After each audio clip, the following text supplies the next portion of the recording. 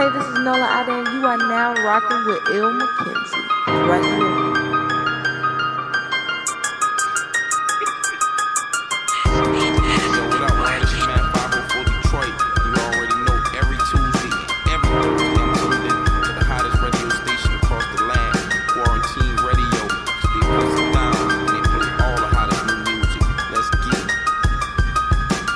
Boy Gabe, and I want to give a big shout out to Quarantine Radio.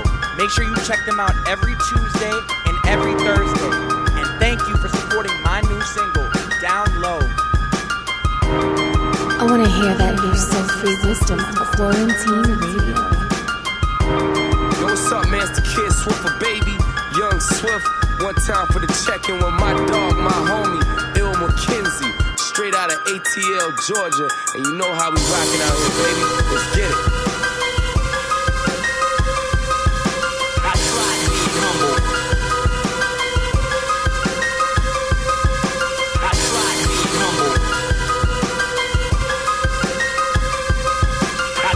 Being humble get no respect. Yes, it's your boy iDub once again with another edition of Quarantine Radio.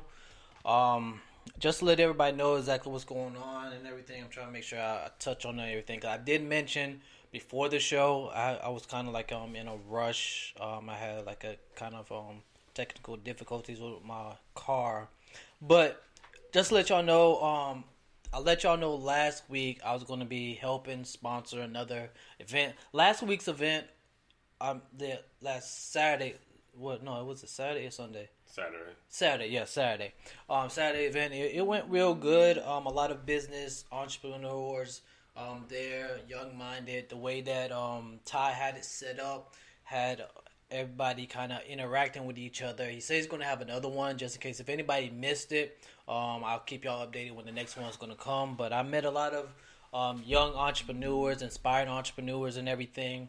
So I'm going to keep y'all updated on when they're going to actually have another event and everything. I met some interesting people. I told them I'm going to actually sit down and actually try to schedule some interviews with them as well.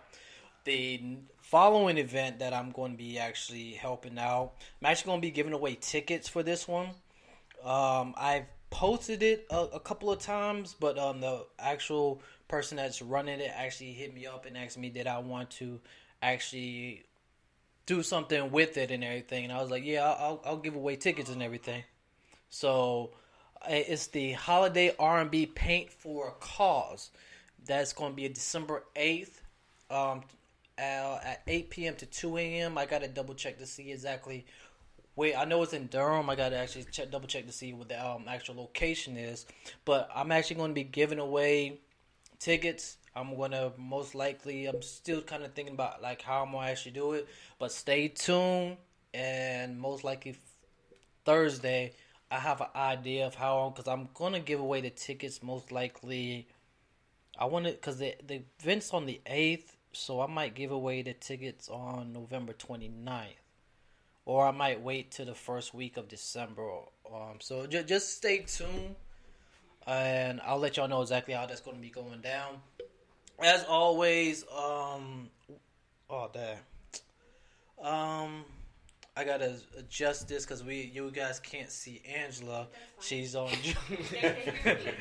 She's joining us today, and we have King Cancer in the building. What up? So and then we have our guest Brandon Sharper. I'm gonna let y'all know a little bit more about him in a few. I'm gonna see if I can adjust this so we can get Angela on the camera and everything. And as I was okay, somebody had just tried to call. I gotta double check to see if I have my thing off. You don't have some call-ins. Yeah, it told me that I got a missed call. I don't know why it didn't ring. But what was I about to say? Oh yeah. And Brandon's actually a coach in the women's flag football league as well. And I've been telling people that we actually going to start our own team in the spring. If you're interested in playing, You can hit me up at info@quarantineenterprise.com. We'll give you all the details on how to play. We might actually talk a little bit about that as well later on in the conversation as well, about his team and about the league, period, and stuff like that. But we're about to go into some music right quick, and then we're going to come back and chop it up with Brandon, find out about his business venture and everything. And I believe he's actually doing a giveaway as well. So we're going to talk a little bit about that as well. But first track that I'm about to play is Venomous with Vision. This is Venomous with Vision, and then we're going to come back and chop it up, all right?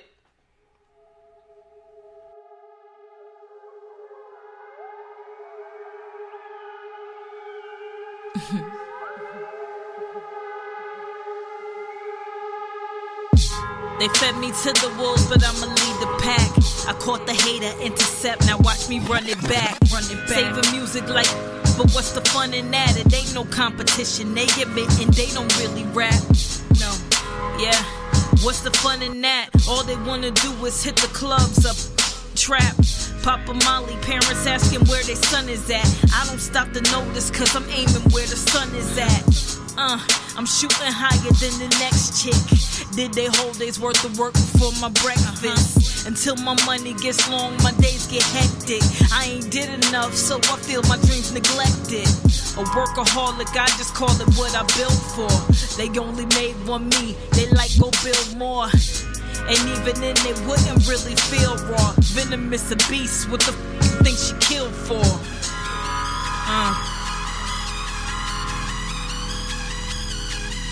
Vision, vision, vision. Always having vision, having vision, vision. I'm having dreams of making it. And if I could, I would wake up with my eyes closed. So I know that still be there, and you'll be there, and you'll be there, but don't wake me up. They either love you or hate you today, don't they? I'm just trying to make these moves until they want me like Chipotle. Visions living, getting realer, yeah, they feel her, do they hear her? I'm just cooking up these bars and I distribute through the dealers. Copyright infringement, how they copy what I'm giving. I'm just talking what I witnessed. You should talk less and go listen. Wanna know why am I distant? I'm just trying to go the distance, and not everyone can come, so I'm just asking for forgiveness. And it sure don't come easy though. You know the saying, how it's easy come, easy go. My life a movie, can't wait for the sequel though.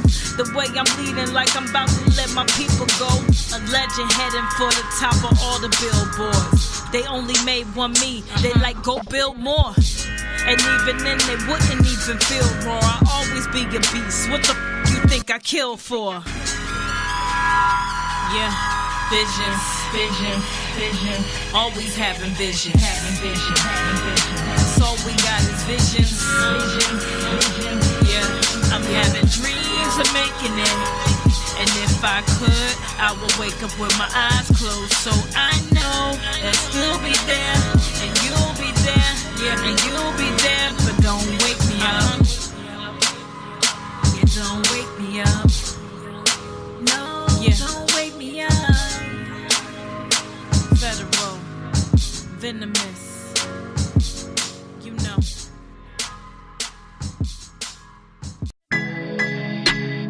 This is an X-Lee beat. Oh yeah, yeah. Call it magic, the way you appeared. Call it fate, yeah. We were meant to be here, ain't no debate. Girl, it's crystal clear, feel the same. Do you feel the same? Do you love me? Really love me? Nowadays it's about the money. What if I had nothing? Would you be there for me? If you mean it, won't you show me?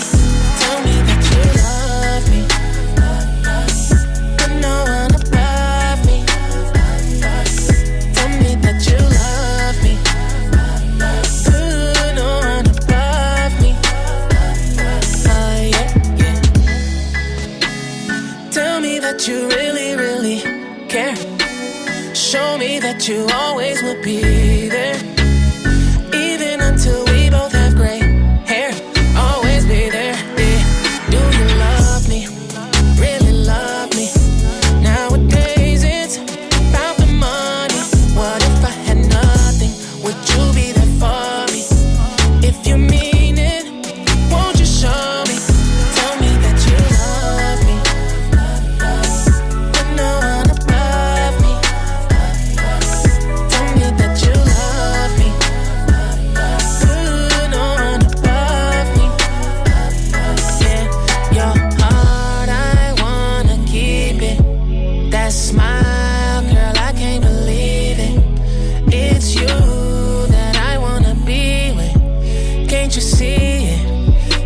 see it?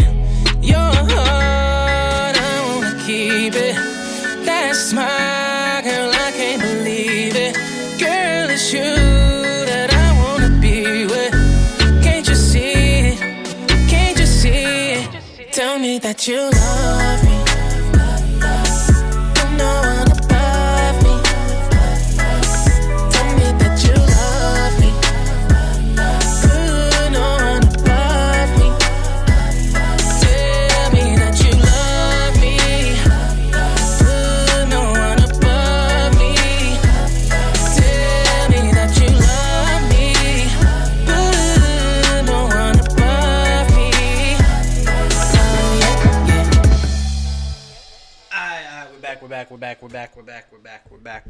We're back.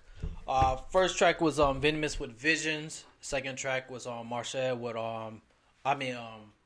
Baracha with Tell Me. I meant to play the other track, but yeah, just to go let Brandon actually introduce himself, give a little intro on himself, and then we're gonna jump into the interview. How you doing today, sir? I'm doing pretty good. You know, it's another day to be great, live your best life, as everybody's saying right now. So a little bit about myself. I'm Brandon Sharp. I'm originally from Charleston, South Carolina. You know, I'm Geechee. I'm proud of my state.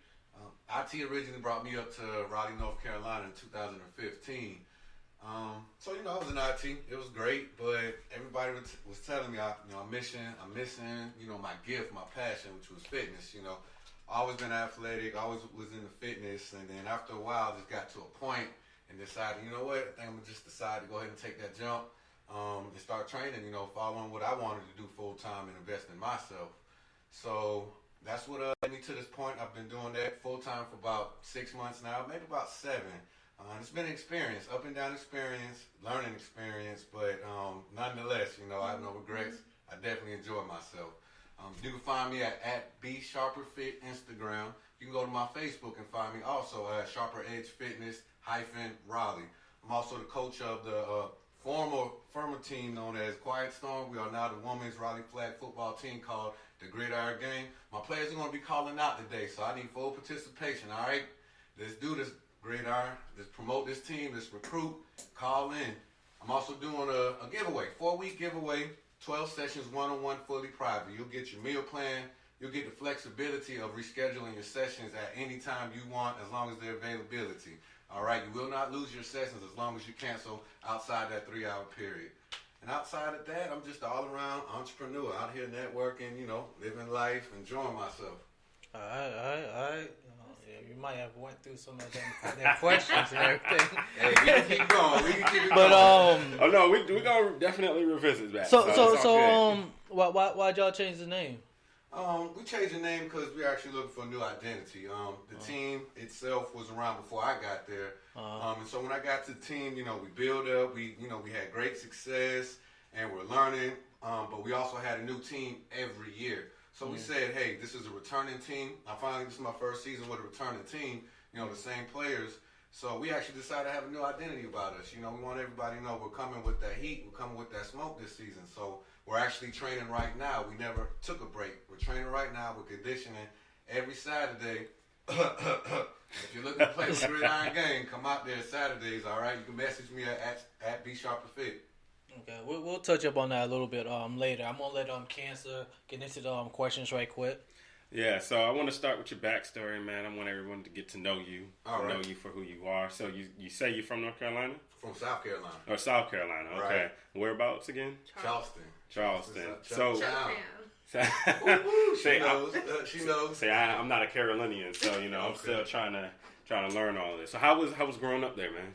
Oh man, you know, it's exactly like what they say. You know, you walk around. Of course, Gullah Geechee is strong. The accent is strong there. I'm so proud of being from that state and where I'm from. I'm very historic. I really love my city. If you give me the right weeds, I can weave a wicker basket. You know, from my culture. That's what they taught us in elementary school. It's like the back of my hand right now. So growing up in South Carolina, to me, was awesome. You know, I love it. I'm gonna retire back there. You know, I want to rest there when everything is said and done. But definitely what they say, you know, about the division, that is also true amongst races and everything. Just recently went back Last November, you know, still out there protesting Confederate flags right there at the Battery. So, you know, oh man, still everyday life down there. Okay, so growing up, you say you were athletic growing up. Yeah. What you were like really into sports? One sport, football. You know, I played baseball and everything. Never played basketball. We moved to the country, so you know you ain't beating that ball into the grass like that. All you're gonna do is take shots and play defense. That's true. So yeah, you know, just hanging out with the guys. You know, come in when the street light come on. You ain't allowed in the house. You gotta drink out the water hose and everything. So you know, we wrestling all day. My parents did the same thing. Football and everything. So yeah, you know, just hanging out with the guys. You know. So when you play football for school? Play football for Camden High School. Yep. Oh, what position? I play wide receiver and safety. Oh, okay. Yeah. Now, how was that shaping you back when you were playing football? Were you thinking about one day using that to go into fitness before you even got into IT? Not at the time, no. Fitness at that time was totally not on my level of thinking. I was just trying to get out of school, you know, get out of school and get out on my own, you know, have my own self, just on my own self, go where I want, do what I wanted to do at the time. So, you know, once, you know, school and everything was over, fitness was totally out of my mind. Football was totally out of my mind. Now, were you one of those good kids or were you one of those bad kids that was always in trouble? I was balanced. You know. I kept you on your toes, you know. I had my spells where, you know, all right, I like to have fun. Then at the same time, you know, you got to buckle down for the goals and the reasons, you know. But I definitely been enjoying myself since I came through the whole way. I haven't stopped yet. So why IT? Why IT? Why IT? My cousin from South Carolina, his name is Samaj. He actually called me, you know. He said, hey, man, you need to get in IT. This was when I was still in high school. He said, hey, man, you need to get in IT. It's really good. It's going to pay off. So I jumped into IT. Didn't think about it. So about 9 years later, you know, I was doing great in IT. I just decided I needed to change at the time. But IT is great. Technology is driving every industry, even the fitness industry. Technology, is leading that. So for everybody who's looking to get on something new or innovate their industry or their field, definitely look into technology because it's pushing, it's transforming the world and the blueprint of the world as we know it. So when did fitness, like when did you start thinking about fitness outside of everybody else saying, man, you look like you since you've always been in shape, you play sports when you're in high school, like you should really follow that fitness. When it for yourself, you were just like, you know what, like you saw that lane for yourself?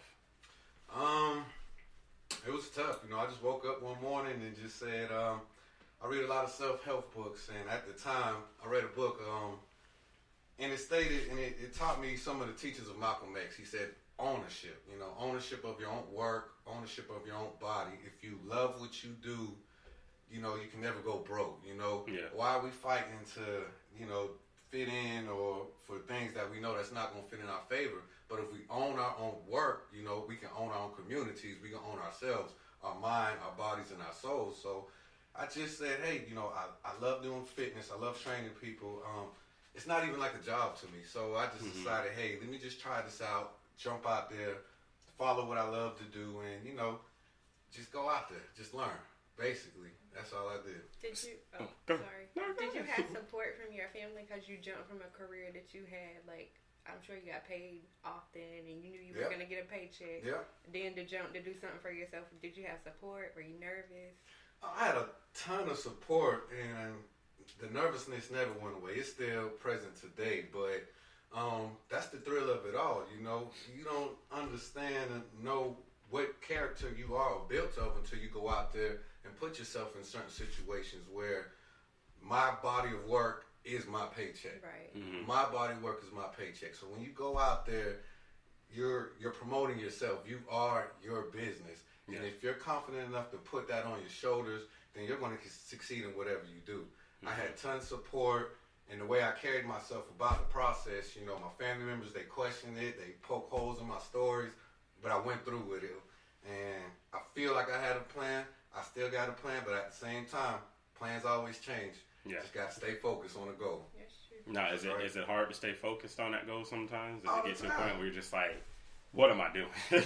No. I never question what am I doing, but there's always questions, you know. But what am I doing? Why am I doing it? No, I never question that. But yes, staying focused, that's hard because, you know, life happens, you know. Yeah. You have kids, you have a job, you have family issues, you know.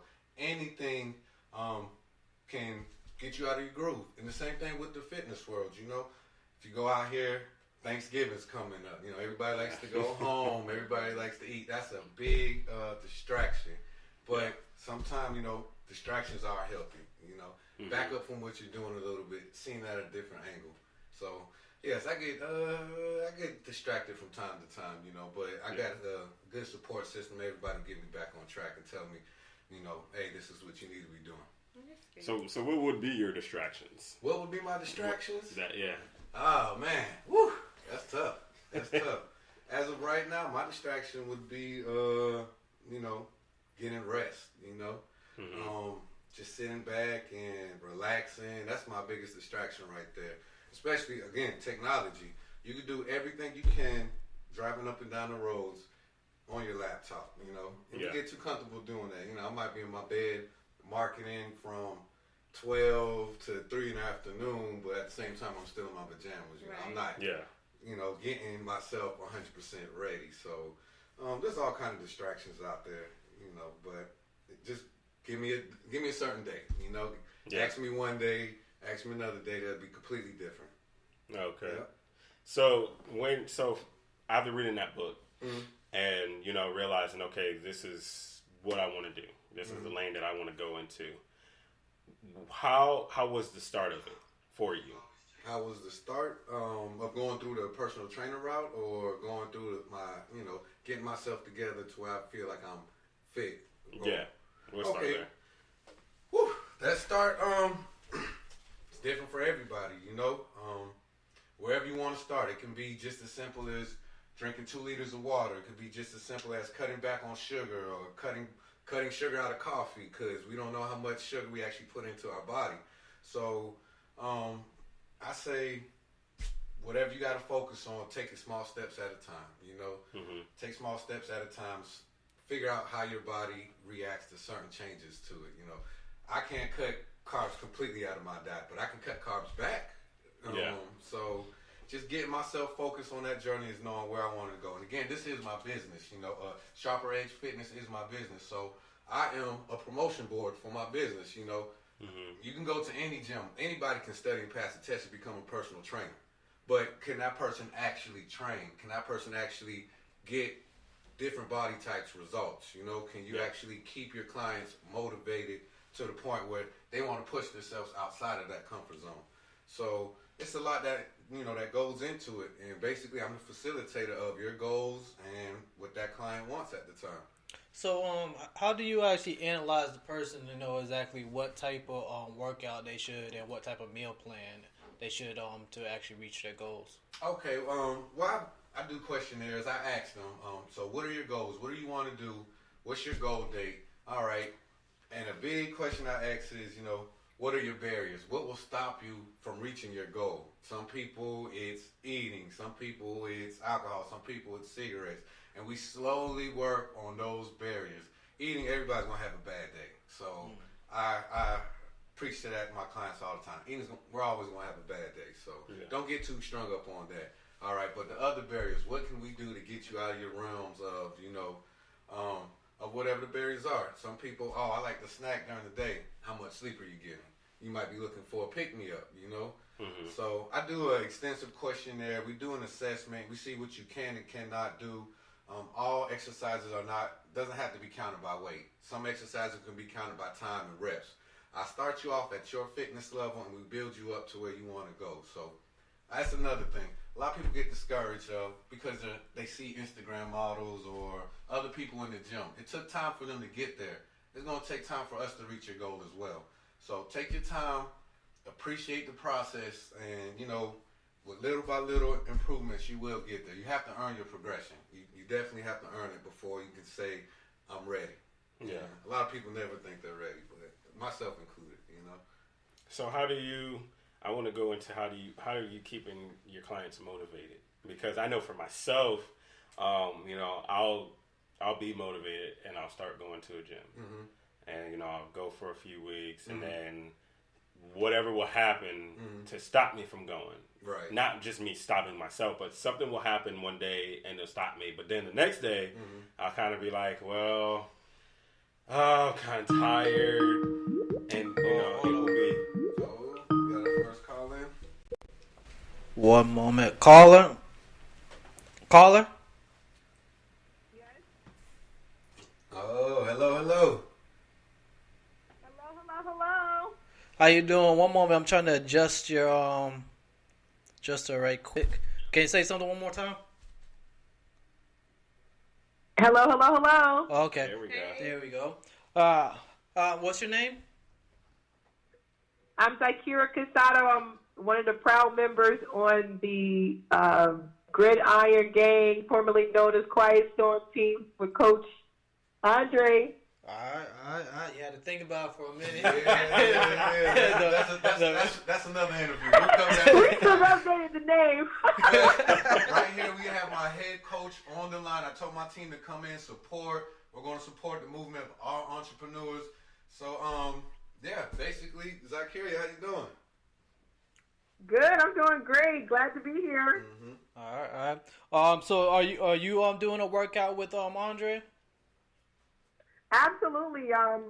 We do Saturday training in the morning, and I also actually am a part of his 8-week program. And he got me over here looking like a snack. So I'm excited about the results after this 8 weeks. Okay. So you have testimony. My snacks, so I can have everybody looking like one. I wholesale them now.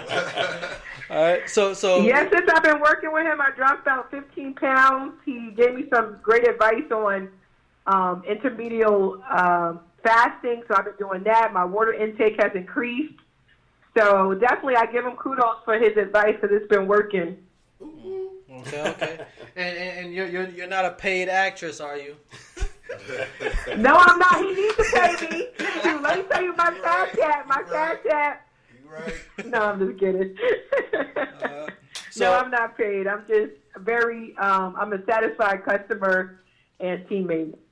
Good friend. So what are some of the workouts that he does with you and everything? Whew. Well, last time he kind of killed us, but no, he one of the things that he has us do is the squats with the big giant weight. I don't know what they're called, but he does that. A lot of strength training, lots of conditioning. And this is not even including what we get from practice when we're playing flag football. So any ladies who want to play flag, we recruiting spring training. But definitely, I don't know all the names to it, but we do a lot of conditioning. He has us work on certain areas every week. I know this week we have our arms and core, so I'm excited about that because all I want for Christmas is some abs. All right, so we got a competitive recruiting going on live on the radio. Hey, we all a team, baby. We all a team. If you want to play for any team, contact us, all right? Zakira, this is our head coach. We're the Gridiron Gang. We got Ben on promoting as well. Hey, we're all a team at the end of the day. All right. Well, we appreciate you calling in. Did you have any questions or anything else that you wanted to say about Brandon? No, just definitely if anybody is serious about their fitness, there's so many great activities out there. I just happen to find flag football was my, way of being able to meet some great people. And nothing except for I hope everybody have a blessed Thanksgiving and looking forward to chiming into y'all's podcast for sure. We'll definitely shoot it out to people because I definitely appreciate it. And we appreciate you calling in and everything as well. Thank you. Happy Thank Thanksgiving. you. All right, thank you for calling in. Thanks, guys. Have a good night. You too. You too. Thank you. All right. So we got live testimony on call and everything. Oh yes. I plan on having them all night. All right. But yeah, so my question is, how do you keep your clients motivated? One thing I do to keep them motivated is measurements. Measurements don't tell the lie. All right. Weight is one thing. You got, Men and women bodies are different. We go through different processes and cycles and everything. You know, we eat differently. So weight is going to fluctuate. But measurements do not lie. I go for the measurements. All right. I give track progress as well. A lot of times that's another reason why a lot of people get discouraged is we do not know where we're going. You know, we might go to a machine or exercise. We don't know if we got stronger. We don't know if we can push ourselves a little bit more. So I give up measurables. We might deadlift 120 today, but when we come in there, we're going to come and do 205 the next day. I give you measurables. And another thing I do, I love to take videos and promote it on my Instagram, @BeSharperFit. Go follow me. I promote on Instagram. So if you think you're slacking, the whole world going to know you're slacking, all right? I post all pictures, good or bad, even of myself, you know. I post all pictures. I post the fails, the grunt ugly faces. I post the glamour shots, whatever, it doesn't matter. But to keep you motivated, besides, you know, me motivating you, track progress, measurables. And I ask what your goal is. You know, I have a good bit of clients who wanted to go out of town or weddings and everything. I'm going to remind you, we got to get size for this dress come next Thursday and everything. So let's put this work in. Okay. So for anybody who's just starting out and wanting to work out, how would you tell them to go about trying to figure out what they want to do and where they want to take it? Okay. Well, again, of course, I have to find out their goals and everything. They say they wanted to lose some weight. So what I'll do is I'll give them a good program of balance between intensity, weights, and cardio. We'll do some time exercises we'll start off around 30 seconds, and then we'll put the weights in there, you know, the basic 3 sets of 10, 3 sets of 12, and we'll work like that for like the next 3 weeks, and then we'll step it up a level. You know, we'll add some weights in. But weight loss, definitely a great balance of cardio, high intensity training, and weight training. If you're looking to bulk up, not so much cardio, but definitely weights. You have to hit the weights. I love drop sets. If you want to find out what drop sets are, please contact me. A lot of my clients can have testimonies on these drop sets. They're crucial, but they get you where you want to be. You know, they'll get you stronger, cutter, and leaner all in one set. You know, so there's different techniques to everything. How you want to get there, and plus everybody's body is different. You know, I can't give you the same workout that will work for her. So, you know, first 3 weeks is always learning that person. I'm kind of curious what a drop set is now. Come on, man. Come on to the gym. Come on. I'm giving out free sessions right now. All right. We haven't had nobody call in yet for the free sessions, so come on. Keep calling in. Yeah, so explain the giveaway. What's going on? Explain that again. What the giveaway is, I'm just trying to boost brand awareness, and the first of the year is coming up. Everybody has goals, and what I'm trying to do is just spread my love for fitness, not just locally but internationally. So I'm trying to just get people into the gym. So if you call in and let me know you're ready for results, I'll put your name in a hat. Give me your contact number. I'll pull your name out of the hat, and I'll announce the winner. So 4 weeks, one-on-one training. Call in. That's for anybody, not current clients, but that's for anybody brand new. So if you're already working with you, yeah. Oh yeah. My bad, y'all. Caller. Hello, caller. Hello. Yes. Hello. Who do we have on the line? Michelle. Hey, Michelle. Hey, Michelle. How you doing tonight? Hey, I'm doing good. All right. Did you sound nervous? Where you coming from, Michelle?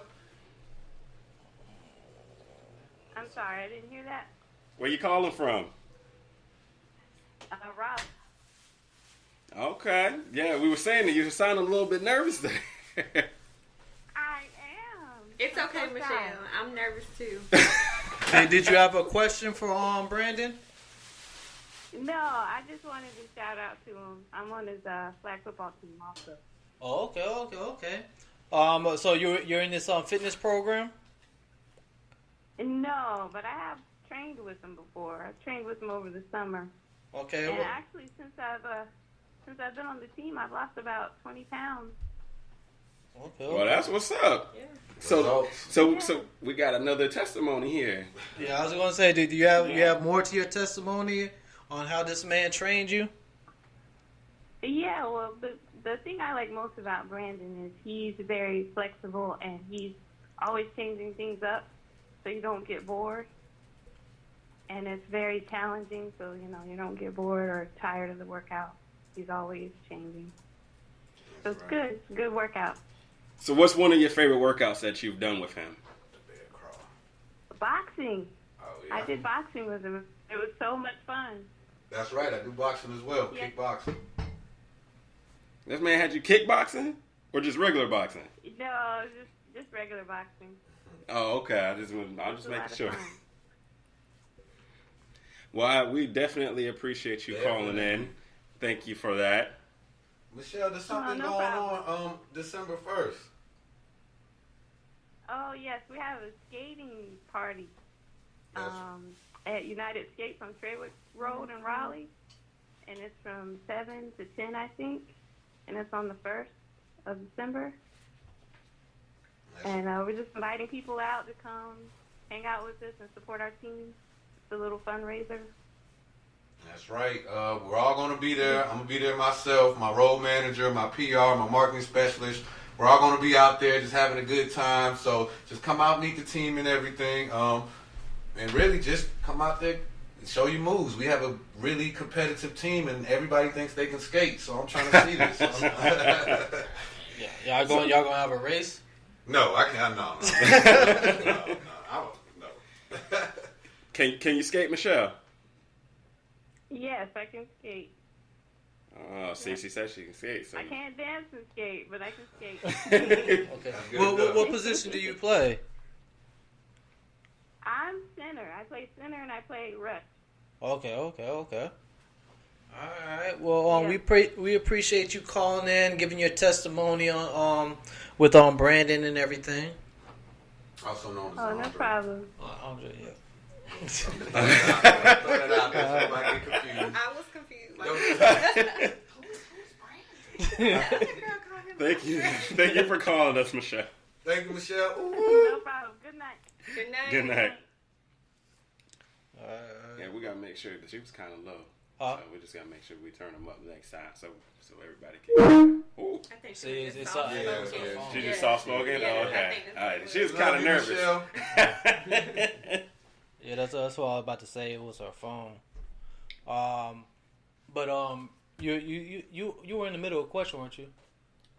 I don't even remember now. Let me get into because you had said something that I was going to actually touch on about the body types. Mm-hmm. I know that you say you do assessments with them and everything. Mm-hmm. What is an example of like the body types and what you look for in as far as the workouts and everything? Mm-hmm. Like what do you actually examine as far as the body types? What type of workout? What type of meal plan and stuff like that? Okay. Well, our programs are customized. So whatever your goal is, and from what I get from the assessment, that's how I customize your program. So an assessment, what I look for is flexibility, core strength, upper body strength, endurance and cardio as well. So an assessment is really, really, really light, but I'm going to, let's say, stretch you out, work you out, ways your body hasn't moved in a while, and that's one of my favorite things to do is train the body the way it's supposed to function. You can lift 315 pounds, but you can't reach around and scratch your back. What's the point? You can't carry the groceries in one trip. What's the point? So I look for, flexibility, how well, you can bend your knees, bring your knees to your chest. Can you do sit-ups, push-ups, pull-ups? Just all around flexibility and strength of your body, where you're tight at, if your hips are tight. So you get a very, very, very, very thorough assessment. The meal plans, I customize it as well. I have vegans on the team. I have people who say, okay, I'm going to eat this, but completely lived off of Bojangles diet and still had results, All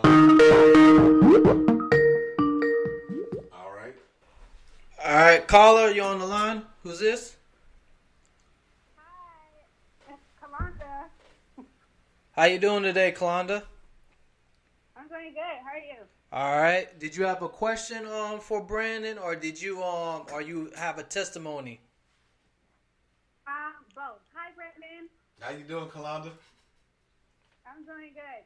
So, I'm calling for the free training. What's that about? Say that again?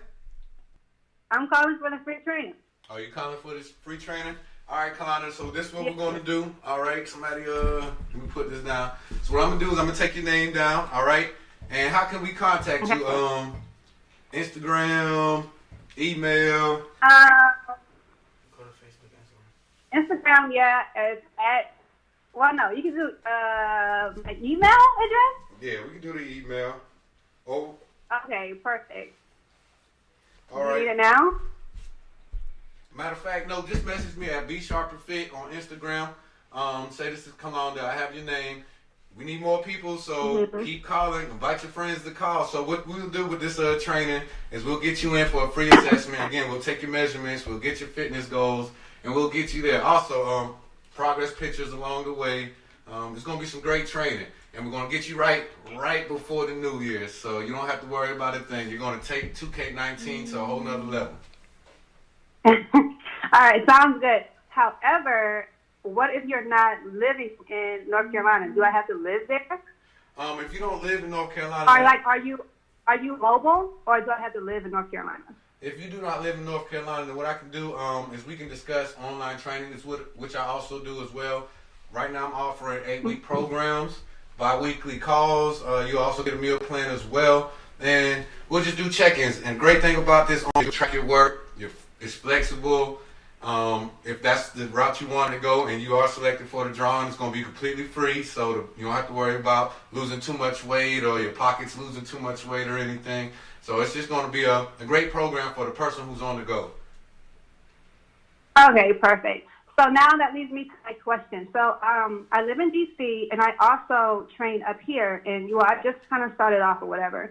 And, being a female, there are some guys that, want to train. Their intent at first is to want to train. They want me to help them out and stuff like that. But a couple, after weeks pass, the intent of what they really want changes. And it's just so frustrating that they're not really there for the help. So do you, as a male, run into those issues? And if you do, how do you, professionally handle them?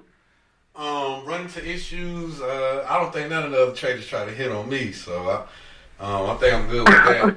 But you just have to stay disciplined. You just have to keep that line drawn, and just remember why you're out there and what the goal is. I do cross, some instances where things, are not professional, but you gotta just ignore it and kind of let people know, hey, this is why I'm here. So let's not, lose focus of what the goal is. I appreciate you training with me. And at times I haven't invited a couple people back not to train with me or not to do business with me because they wouldn't keep it professional. I just went ahead and, let them go and just say, all right, well, maybe when they're ready to come back, then they'll come back.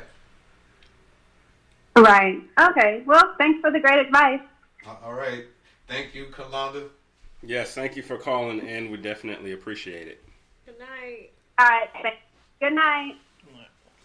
All right. So that was a person from out of town. So that's good as well. So you also do virtual training and everything? Yes. Online training. I just recently launched that close to a month ago. The backlog is crazy, but everybody who signed up, trust me, I haven't forgotten about y'all. The backlog is crazy. I'm keeping up. I have my business partner. I have my marketing specialist. They're doing great things. They're pushing content out there, and I'm just trying to keep up the best way possible. But yes, online training right now that's currently going for $79 for 8 weeks. All right, so you get an 8-week program. You can access it through my app, so you have it right there in the comfort of your hands. You can go to the gym, upload your progress picture, and upload a photo to Instagram and tag Shopper Edge Fitness all at the same time. Okay. So how does the virtual workouts actually work? Because I've seen it online and everything. I've seen a couple people advertising and everything. But how do you guys actually do that? So basically, this is for more so of the the person who needs flexibility, or they're a lot more disciplined, or they just don't have the time to see a personal trainer. So what we'll do, again, it's the same process. I find out what your goals are. We find a way to get your measurements, your height and weight. We'll put it into the application. And basically, I'll just keep track of you. And every 2 weeks, if you have home programs, I'll get on Skype. I'll find a room, and I'll do the home programs with you. If you're in the gym, and you're local, sometimes I'll invite you into my gym. No extra charge. You already purchased the app. You can come in the gym. We'll do the workout together if you have any questions. So, yeah, that's basically how it runs. It's just, you have the flexibility to monitor the apps and everything right through your hands. Right through the palm of your hands right here. On this thing that's keep going up. So what thus far has been the hardest thing for you from starting all this up until now? What has been the hardest thing that you've come across? The hardest thing I have come across was, at one point in time, was marketing, becoming known. I'm a great trainer. I honestly believe my results are one of the best in Raleigh. I believe that to my heart, and my clients believe that to their heart. I wear that on my sleeves, and I'll tell you that. Every gym I go to, you can see the trend of the style of training tailored to something like how I'm doing. Mm-hmm. So my biggest problem is being known. The next thing is just having resources, having help out there. I'm a one-man show. I do everything along with coaching. I'm a full-time student, a full-time father. So, availability and having help. Now recently I have a couple people on my team who's doing a lot of help. And like I said, they've been boosting my marketing up, and it's been doing numbers. I'm still having a hard time getting out of the backlog, but I'm enjoying it, But getting known is my biggest problem. At @BSharperFit, Instagram, all right? This man has been plugging the whole night. I like that. Hey. I like that. And that's definitely how you got to do it, to get your name out there, to remind people consistently where to find you at, where to follow you at, how to get in contact with you. And so when did you get to the point where you figured, you said, you sat down and was just like, it's time for me to add to the team? It was time for me to add a team when I couldn't keep up, I have some great work, and I have a bunch of people who's actually interested and, who wants to help out and stuff like that. That's things that are in their lane, that won't come out of their time too much, So, and then it works out. You can barter services too, All right, well, I get you some training, you help me out, things like that. So, as an entrepreneur and a small business owner, it's not always about cash. That's one thing I learned. It's not always about cash. Sometimes, I'm thankful for him inviting me out. Darnell, thanks for inviting me out. This is a great opportunity, So it's not always about cash. It's about, networking too. So, yeah. And that's so true, which was one of the reasons behind Ty's event this past Saturday was the business networking speed dating. Yes, getting out there and meeting fellow business entrepreneurs and doing that networking so you can grow your business and help them grow their business. Correct. So it's definitely something that I think people need to keep in the forefront of their head. Like you said, it's not always about money. Right. It's about, sometimes it's about who you know. It's about the connections that you have, because that allows you to grow. Exactly. I say this to myself all the time. Like, sometimes you're just as strong as your network. It's about who you know sometimes. And again, I did see the live events from that speed dating event, and it looked like success. I was out of town this past weekend, but definitely invite me out to the second one. I love to come out there and network. I think it's all great times, getting to know other people, other entrepreneurs. Yeah. It was really inspiring, especially because the way that he had it set up is that it was separated from business owner, aspiring business owners, and then supporters, and each folder had questions. So what he did was we were sitting around, and he would match the different categories together, and in the folder he had a question. So you ask that question, everybody would discuss that question. And he will go around, and everybody will move on to different groups. So you get basically an insight of why everybody was there, what they've done, and stuff like that. So that's what I personally liked about it, is the way that he had it set up and everything. Because a lot of people they don't like to just come up and walk up to somebody and just start talking. But the way that he had it, he kind of forced you, and then the icebreakers and stuff like that. So my question now is, what future plans do you have for your business? What are your future plans? Future plans for my business, again, Sharper Edge Fitness is a fitness brand. So what I'm looking to do is, again, expand, my love for passion globally. not only just open up a gym, but globally.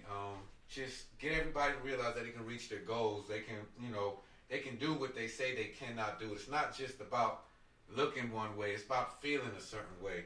The United States make up 5% of the world population. We have a whole other 95% just to branch out and meet new people and come together on common grounds. We're the biggest importers in the world. Let's start exporting out there some. And that's my goal right there, just to become internationally with my fitness plans, meeting people from different walks of life and everything, and just saying, hey, I was able to impact some people just by something I love and something that I do like it's not even a job. So, with that being said, are you hoping to one day have like your own videotapes, or I guess we don't watch videotapes anymore now, do we? YouTube. So have your own have your own DVDs out there in the works. Right. Yeah. Actually, I've been talking with Darnell. I'm actually interested in him shooting some videos for me coming up real soon. Right now, I'm tripoding it and everything, but I do want some commercial quality videos and stuff, and that's what's coming with. Also, I have an app coming out, Sharper Edge Fitness app. I'm really pushing by the end of the year. But if I can, when you go to when you go to my app and you see these workouts, if you do suggest going online training, you're going to see me. You're going to see me doing the workouts, performing the workouts. I'm a big fan of, if it's mine, I'm going to own it completely. So I actually plan on shooting with him sometime soon. I'm pushing to get the app developed, and then after that, it's going to be recording. So networking, just him by talking to me, and I was looking on his profile and stuff. So by the end of the year. All right. So if I'll be available for that too. Just let me know. Because like I said, I'm trying to get back in the gym. Come on, I can show you. We can record his first drop set. All right. I'm really trying to figure out his drop set. But now I'm thinking this might be something that I might not be able to do. One of my clients know what a drop set is. Come on and call in, and tell them what a drop set is. What is a bear claw? I heard you say bear crawls. Bear crawl. It's just getting down on all fours, crawling, using your natural body strength. It's a great way to burn fat as well. But you're moving your body just like a bear. All right. It's called primal fitness. Actually, training your body to way it's supposed to function.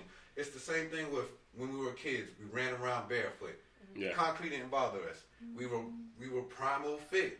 Now we walk around in shoes. If you go outside in concrete right now, your toes hurt and everything. We're not naturally fit the way we came up. So it's just primal fitness, basically.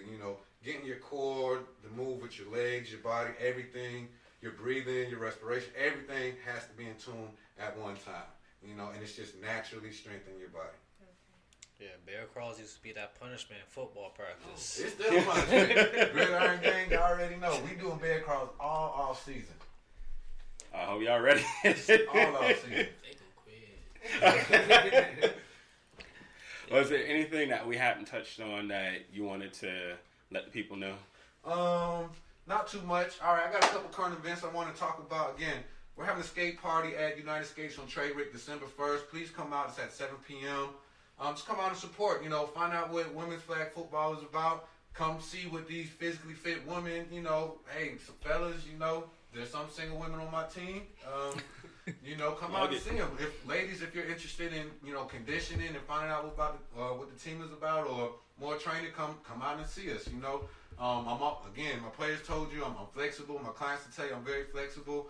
Also, I can't legally call it Trap and Fit. I haven't figured out a name, but we're going to do something similar along the lines of Trap and Fit coming in January. This is going to be held at the community centers. We're looking at Green Road Community Center right now. So just come out, get a good workout with men, women. It's going to be all body weight. It's going to be a great session. You're going to sweat. You're going to totally transform your body. And this is kicking off in January.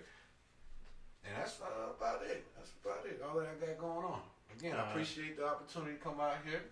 Thank you for everybody calling in. All right. I'm about to go into a music break and everything, and then we're going to come back, and we're going to talk sports and everything. First track that I'm about to play is Miss Shawn Went Down right here. This is Miss Shawn. Matter of fact, I'm going to play Brittany Camille's Love Won't Leave Me Alone. This is Brittany Camille with Love Won't Leave Me Alone. That's right. Change the song last minute.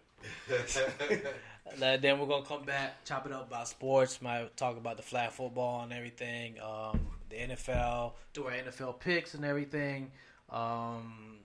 Yeah. Oh, and before we go, I need you to play get some FAOA on too. You know, I'm rocking this shirt today. Okay. You know, so we gotta represent. I gotta represent for my boys. And I saw there's IB Traffic birthday. Was it today or yesterday? It was either today or yesterday. Yeah. IB Traffic's birthday. So yeah, we'll play some future assholes of America. Thank you. So first track is Brittany Camille with Love Won't Leave Me Alone. This is Brittany Camille with Love Won't Leave Me Alone. All right.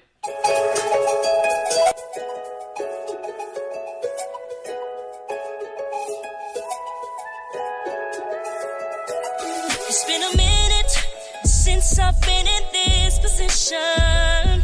When you walked into my life, you changed my heart's disposition. Used to say, what's love got to do with it? Was falling apart, but you became the glue to my heart. Now I'm feeling like this is it, and I don't even have to think about it. As we grow closer, I see a future.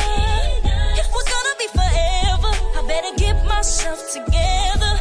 So I'm putting away my running shoes. The bus stops with you, can't lie, 'cause you make me wanna try to give my all, because love won't leave me alone. I tried to hide, I tried to run, you call me baby, now I'm done searching, you got me, 'cause your love won't leave me alone. So sexy, so persistent, ooh, you never gave up and let me keep you from showing me all that you are. There's something in your touch, your kiss and hug, lethal baby, drives me crazy. I can see myself having you, baby. I'm just saying it's serious. All I ever think about is us. Every other night I get good love. Oh, and it's so amazing. You're a dream come true that I'm never wanting to end.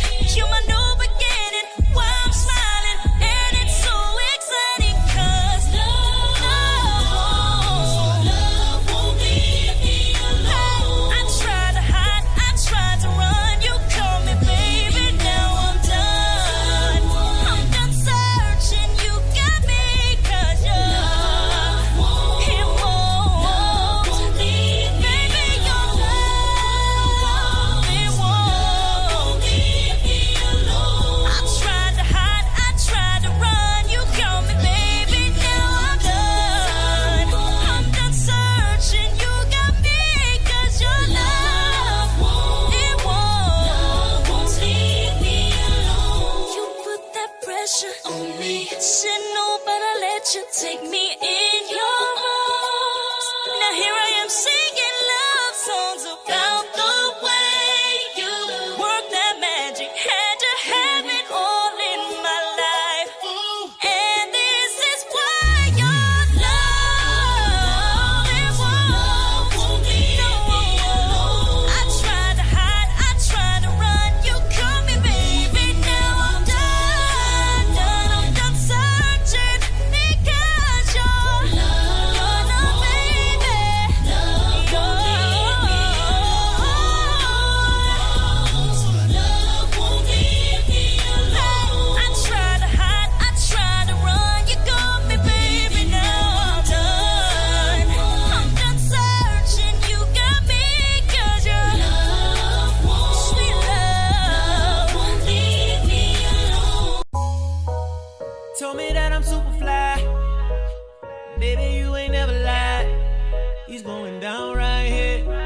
Yeah, he's going down right here. Feeling you, feeling me. Know you feel my energy. He's going down right here.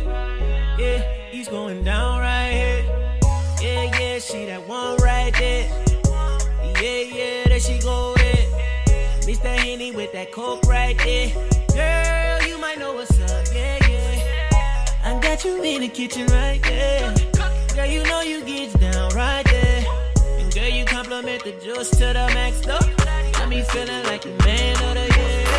Girl, I'm tryna get to know you. Pop a couple more, we a little too sober.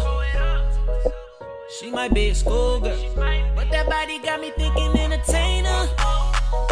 She done had enough of ordinary love. Yeah, I can see it in your eyes that I'm the one to change your life. Told me that I'm super fly. Baby, you ain't never lied. He's going down right here. Yeah, he's going down right here. Feeling you, feeling me. Know you feel my energy. He's going down right here. Yeah, he's going down right here. We could take it slow, make it comfortable. We could start a fire, singing like a choir.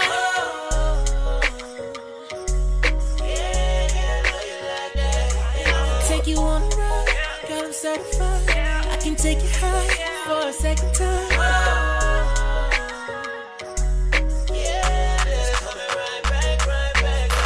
Girl, I'm tryna get to know you. Pop a couple more, we a little too sober. She might be a schoolgirl, but that body got me thinking entertainer. She done had enough of ordinary love.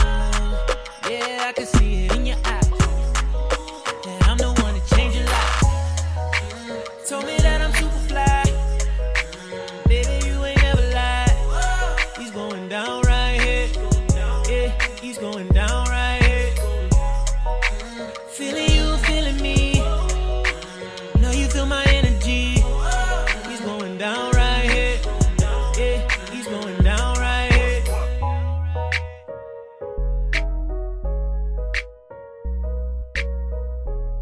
He's going down right here.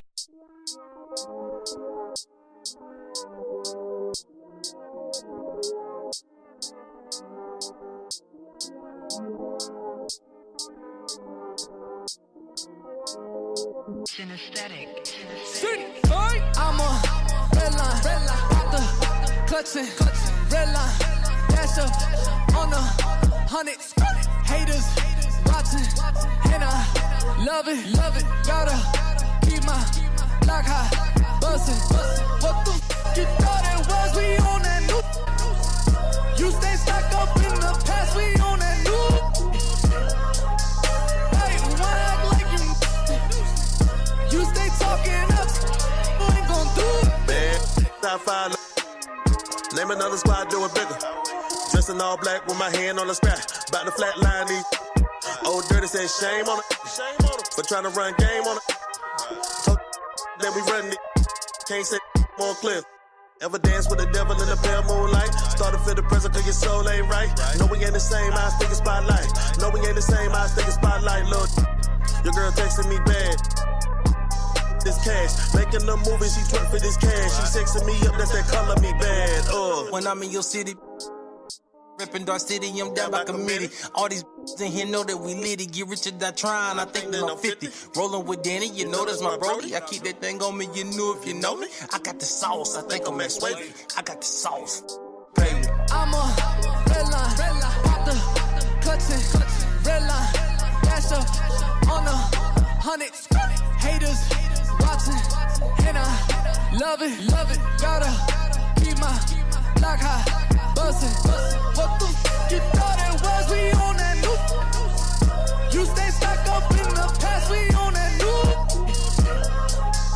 Hey, why act like you stay talking up, ain't gon' do it. It's your squad full of lanes. New Chevy, that's old money, switching lanes. Yo, she rollin', that's Mary Jane. Pulled up, I feel no pain. Double cup the 9 minutes with 2 red hairs, Lord know they did. Might be your wifey, but tonight they in his 10 toes down, yeah, I get around every city, now I represent. I ain't moved by the fake numbers, when you say my name, better have respect. When I'm in your city, reppin' Dark City, I'm down by committee. All these in here know that we litty. Get rich or die trying, I think that I'm 50. Rolling with Danny, you know that's my brody. I keep that thing on me, you knew if you know me. I got the sauce, I think I'm Max Wavy. I got the sauce, baby. I'm a red line, pop the clutching, red line, Dash up on 100. Haters watching, and I love it. Gotta keep my block high, bustin'. What the f you thought it was? We on that new. You stay stuck up in the past. We on that new. Hey, why act like you stay talking up? What ain't gon' do? Watch these lame pipe down. When the real come through. If it ain't about the money, why you talking? I don't hear you. I see the eggplant emoji. Watch it first she come through. And to kick it out, she'll call on Uber. Ain't spending money on you. Look, when the mic is on, my weapon drawn. Look, I'm stepping on. I got 6 sides like a hexagon, and I'm a Decepticon. Play, I'm with. Might just go.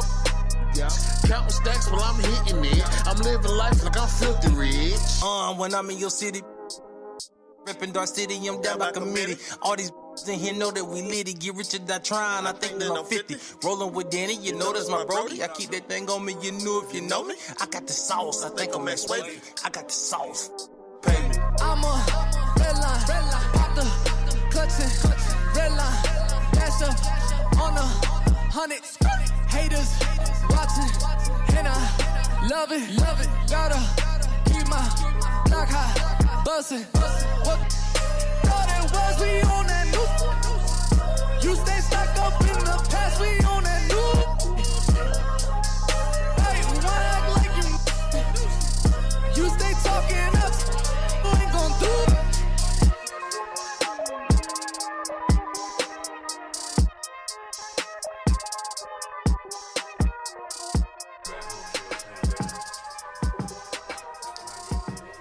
Alright, we're back. Yeah,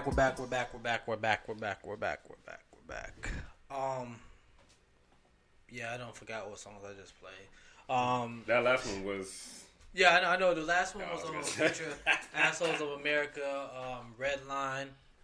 If y'all missed our interview with them, I just posted up the video on YouTube, so you can actually go on YouTube and actually see that interview. I am still trying to catch up on all our videos to post up on YouTube. I gotta edit them and everything. It's just that if y'all notice that on Facebook, like during the music break, you might still hear us talking and everything. If you go on Spreaker, you don't hear that talking, you just hear the music. So when I go back and edit the video, what I'll do is I'll take the audio from Spreaker and attach it to the video. So what happens is that I have to sync, and sometimes I don't get it perfectly. I have to actually sync the audio with the lips and everything, and sometimes it's kind of hard and stuff like that. So that's why sometimes it takes me a while to actually post the videos up on Facebook and everything. But we do have a caller on the line. I'm not sure if this is Joy or another caller trying to win a workout. Caller, who's this? Darnell, it's Joy. Oh. Hey, Joy. Hey, what's up, Angela? That guy. Darnell trying to tell me something? Huh? You could win some free. You trying to tell me something, Darnell? I mean, you Brandon's over here giving away workouts. So if you want to enter into 12 sessions, 1-on-1 for free if you win. Yep. I would say something, but I'm gonna be nice. Yeah, be nice. He didn't say that the co-hosts were excluded, so yeah, it is true. If you so all you have to do is say that you are y'all trying to make me work out or something? I'm just saying if you want it. Hey, my name is in the hat, so stop being like that. But we're at the football section of the podcast and everything, so we're going to actually make our picks. I'm not going to actually go over all the games, so we don't, because like usually when we go over all the games we get in a big debate and it takes up like an hour, so I'm going to try to not do that, but just go down the list of the rankings right now. In first place, which I don't want to hear his mouth about it. He hasn't said anything, and that's why I haven't been posting it since he became in first place. I haven't been posting the rankings because I just really don't want to hear his mouth. James? Nah, it's Chris. It's this guy that's in one of the sports groups and everything. Chris, he's an Eagles fan.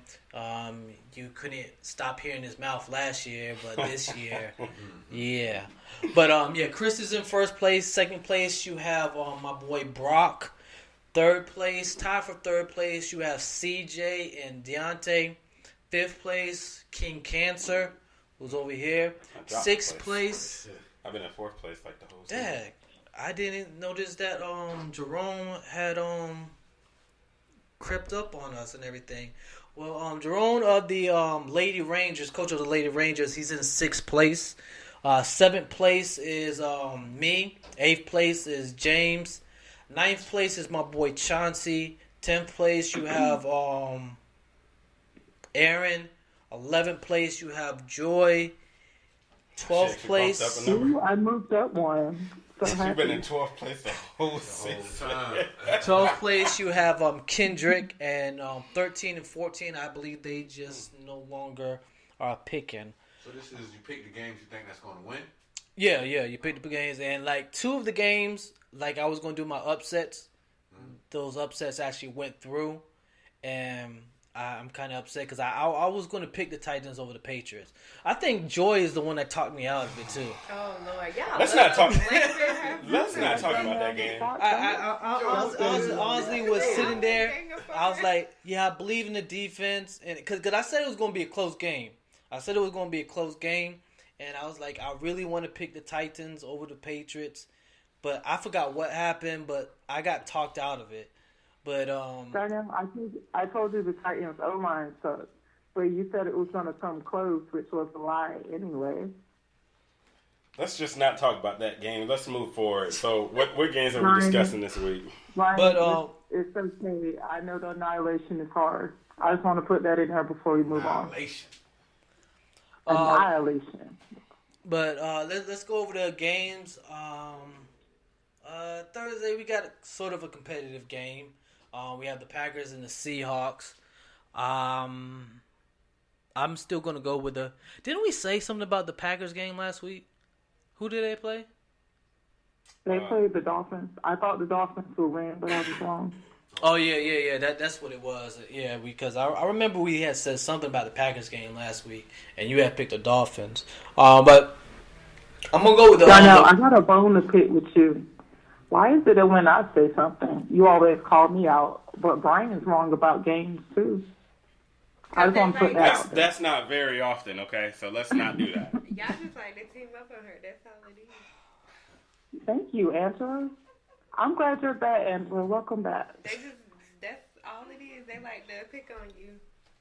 I don't pick on anybody. I tell the truth. No, you be picking at her. I tell the truth, man. Stephen A. Yeah, that's all I do. Brian, stop lying. All right. On another note, we're just gonna ignore that. I got the Packers over the Seahawks. What do y'all have? I agree. I think the Packers are gonna win the rest of the season. We'll go with the Packers. So we got Packers. You said Packers? Yeah, Packers. Yeah. She said Packers. He said Seahawks. I don't watch it. We got Jerome in the chat, and he was talking about how he's coming for first place. Jerome, what the hell? Jerome, what you doing at number 6, man? Come on, Jerome. Come on now. You better pick the Seahawks. You want to be. Jerome, what you doing at number 6, guy? He still there? I'm not sure. He hasn't said. We'll talk, man. We'll talk. I know the Seahawks gonna beat he was at the bottom for a minute, but I guess I've been picking some bad picks, made him creep up on me and everything.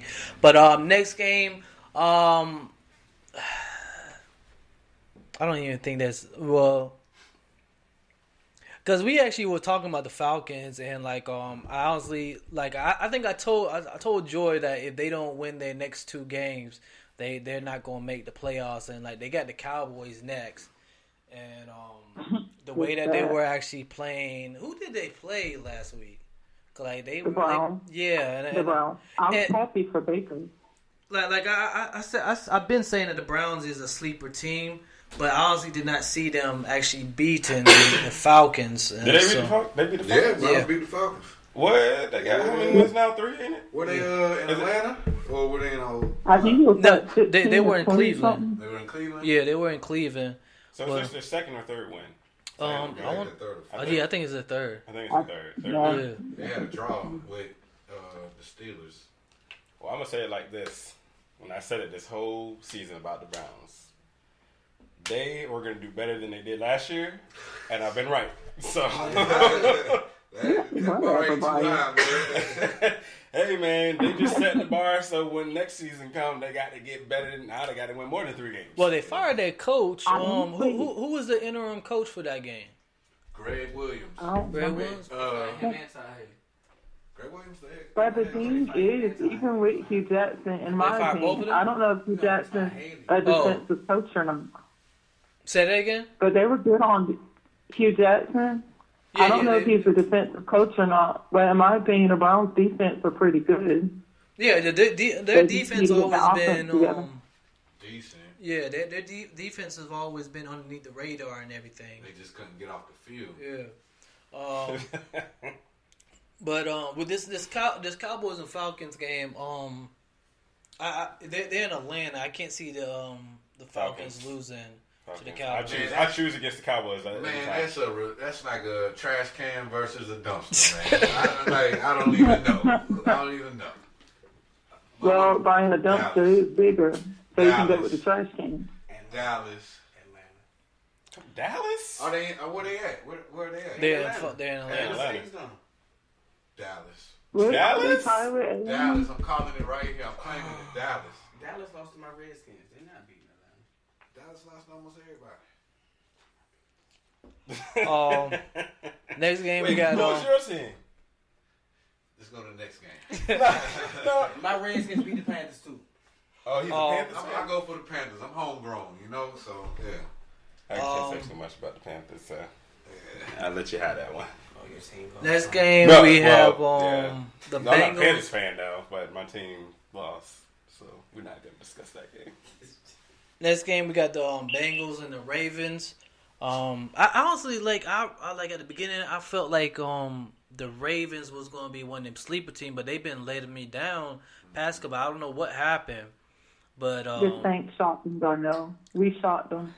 Yeah, I think they aren't they about to start Lamar Jackson. I heard something about they might put Joe's out with an injury. Yeah. Flacco is it, so I think they about to. I'm gonna go with the Ravens.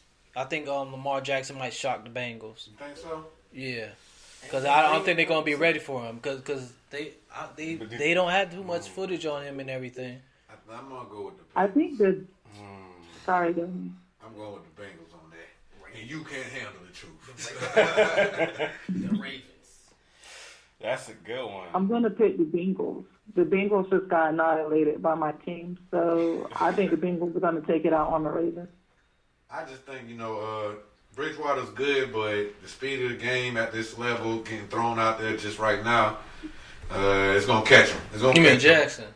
Oh yeah. Excuse me, sorry. I just think it's gonna catch him. There might be a pick here or a little easy fumble, but the speed of the game changes when you go from playing a snap here, snap there, to being a full-time starter. So I mean, it's also a difference between trying to chase Joe Flacco. It's like trying to chase one of the Manning brothers and chasing Lamar Jackson down. Man, they ain't gonna do that. And he brings something dynamic to their offense. Trust me. They know about that. So, oh man, this is all right. I'm gonna go. So both teams compelling arguments you guys had. Compelling argument. You know what though? I'm gonna give Jackson a try. I'm gonna give him a try. Okay. I'm gonna give him a try. If he lets me down, then don't try to let me call back in. Don't let me call back in. That one you only pick now. Next game we have the Panthers and the Lions. I'm just gonna go with the Panthers over the Lions. Yeah, I'm gonna go Panthers. Who you going with? I don't watch it. I don't know. Going with the Panthers all the way, baby. I'm going with the Lions. Yeah, I'm gonna go Panthers. All right, so we have the Titans and the Colts. I'm gonna go with the Titans over the Colts. I think everybody should them. Yeah, Titans over Yeah, the Colts. I guess I have to now. That's what they did to my team. I'm going with Indy. They got Mike Vrabel over there, Brian. Mike Vrabel might just know the Patriots. But I'm going with Indy. Why? What was your reason again? Mike Vrabel's the coach for the Titans, and they got most of New England's players. And he's going to lose to Indy. I think they'll lose to Indy, yeah. That's why she's been in 12th place the whole time. Oh, yeah. Indianapolis practice squad, beat their starters. So. I think the only person they got is Ebron, that tight end, who they have running that running back at the same time, you know. They try to do that Green Bay. That's all they got. See what happened to Green Bay. Next game, we have my Buccaneers versus the Giants. Buck fan. So, yeah, they decided to still go with Fitz, which the same reason why Jameis got benched is the reason why what Fitz actually did last week. So I don't understand that, and we're not gonna go into that. I'm not gonna speak. I'm just gonna say the Giants. Yeah. So because somebody said that because somebody said that Fitz was our best chance of winning, and I've been telling y'all that I know my team and that wasn't gonna fix nothing, but it is what it is, and I felt like Jameis probably would have actually let us win that game, but it is what it is. But they're going against the Giants. He's only picked his team true fan. That's a true fan. He's only picked his team once this season. Giants. Because like I said, I know my team and I know what's going on. The defense has been playing they played strong probably 2 or 3 games and then they just been playing soft. Because I think the first time they actually played strong was when they fired Smith, and then all of a sudden I don't know what's been going on. Well, I done forgot how to pronounce his name. Dirk said that he called all the plays last game on the offense. So, but Jameis got more interceptions this year than wins in the past 2 years. But he always brings the team back though. That's the whole thing. Not People, this season? huh? Not this season? Yeah, he brought the team. Yeah, he brought the other teams back though. But how often though, Donovan? Am I lying? No, you're not lying. Y'all know Fitzmagic has enough juice just to get him a starting position. How much juice he has? The problem with his Buccaneers is they got Mike Evans and they got Deshaun Jackson, and they want to do what my dumb Redskins do and throw short across the field against zone defenses and don't want to run the ball and throw screens when they supposed to. They throw the screen on 3rd and 29. But Redskins trash, so don't matter. But guess what? We beat the Bucks. We beat your Panthers. We beat the Giants. Where y'all going? It don't matter where we going. It's who we beat. No, it's not. Bragging rights. No, it's not. Did y'all beat us? No, it's not. Did y'all beat us? Wait, we didn't play y'all. Who you saying? He's Patriots. He didn't want to say it. He didn't want to Patriots. say it. I mean, I'm from up north, so hey. And we beat y'all at night. Y'all beat y'all. Y'all gave us Giants. next week. Eli fighting for his life right now. Yeah, I'm actually going to go with the Giants over the my Buccaneers. Eli fighting for I wouldn't take that one. Like I said, our defense been playing real soft. Eli trying to do something after Evans, the way he been playing this year. But you could tell, his game has regressed though. On his comeback drive, he's throwing deep balls very short. It's That's crazy. because Odell Beckham is not that wide receiver everybody thinks he is. That too, but he's Eli's done. He can't beat nobody downfield in one-on-one coverage no more. He can do that. But teams are hip to it. I honestly feel like be 6-2. I honestly feel like Barkley most likely probably run over my defense the way that they've been playing soft anyway. So that's also a key right there. But the Giants play soft too. I guess I'm gonna go Giants. This man don't even have to his own team. I'm gonna lay on a default pick. I'll go with the Giants. So everybody going Giants? Well, Giants. I'm going Bucks. I don't believe in the Giants secondary. You just want to be that one controversial Who would believe and in for the Giants Darnell won't even pick the You Bucks. gotta be one. If Fitzpatrick or James, whoever start, put up 350 yards, they're gonna win the game. They did last time. Who did? Fitzpatrick. I'm talking about against the Giants. We're talking about the Giants. Who they play They last just time? won their second game. Atlanta. Dog, they just beat the Philadelphia Eagles. That was like watching the little Giants was like a 12 and up team. Nope. It was a sloppy game. It was stupid. Both quarterbacks looked retarded when they was throwing the ball. First of all, when you had time to see the game, we was out of town. That's what my last night. That was the last night game? That was last night. Oh, well, I don't remember. Well, he was coming for you. Right. He trying to pull out stats from the weekend. Like, hold on, bro. We was Giants traded their best secondary player in Eli Apple. They traded him away. Yeah. So now you bringing in people who should be on the practice squad or parking cars, trying to check Mike Evans and Deshaun Jackson. That's Dave Gettleman, though. He does that. He plays money ball. Next game, we have the Steelers and the Jaguars. Jaguars been the most disappointing team this year, I feel. I'm going to go with the Steelers over the Jaguars. The Jaguars got a...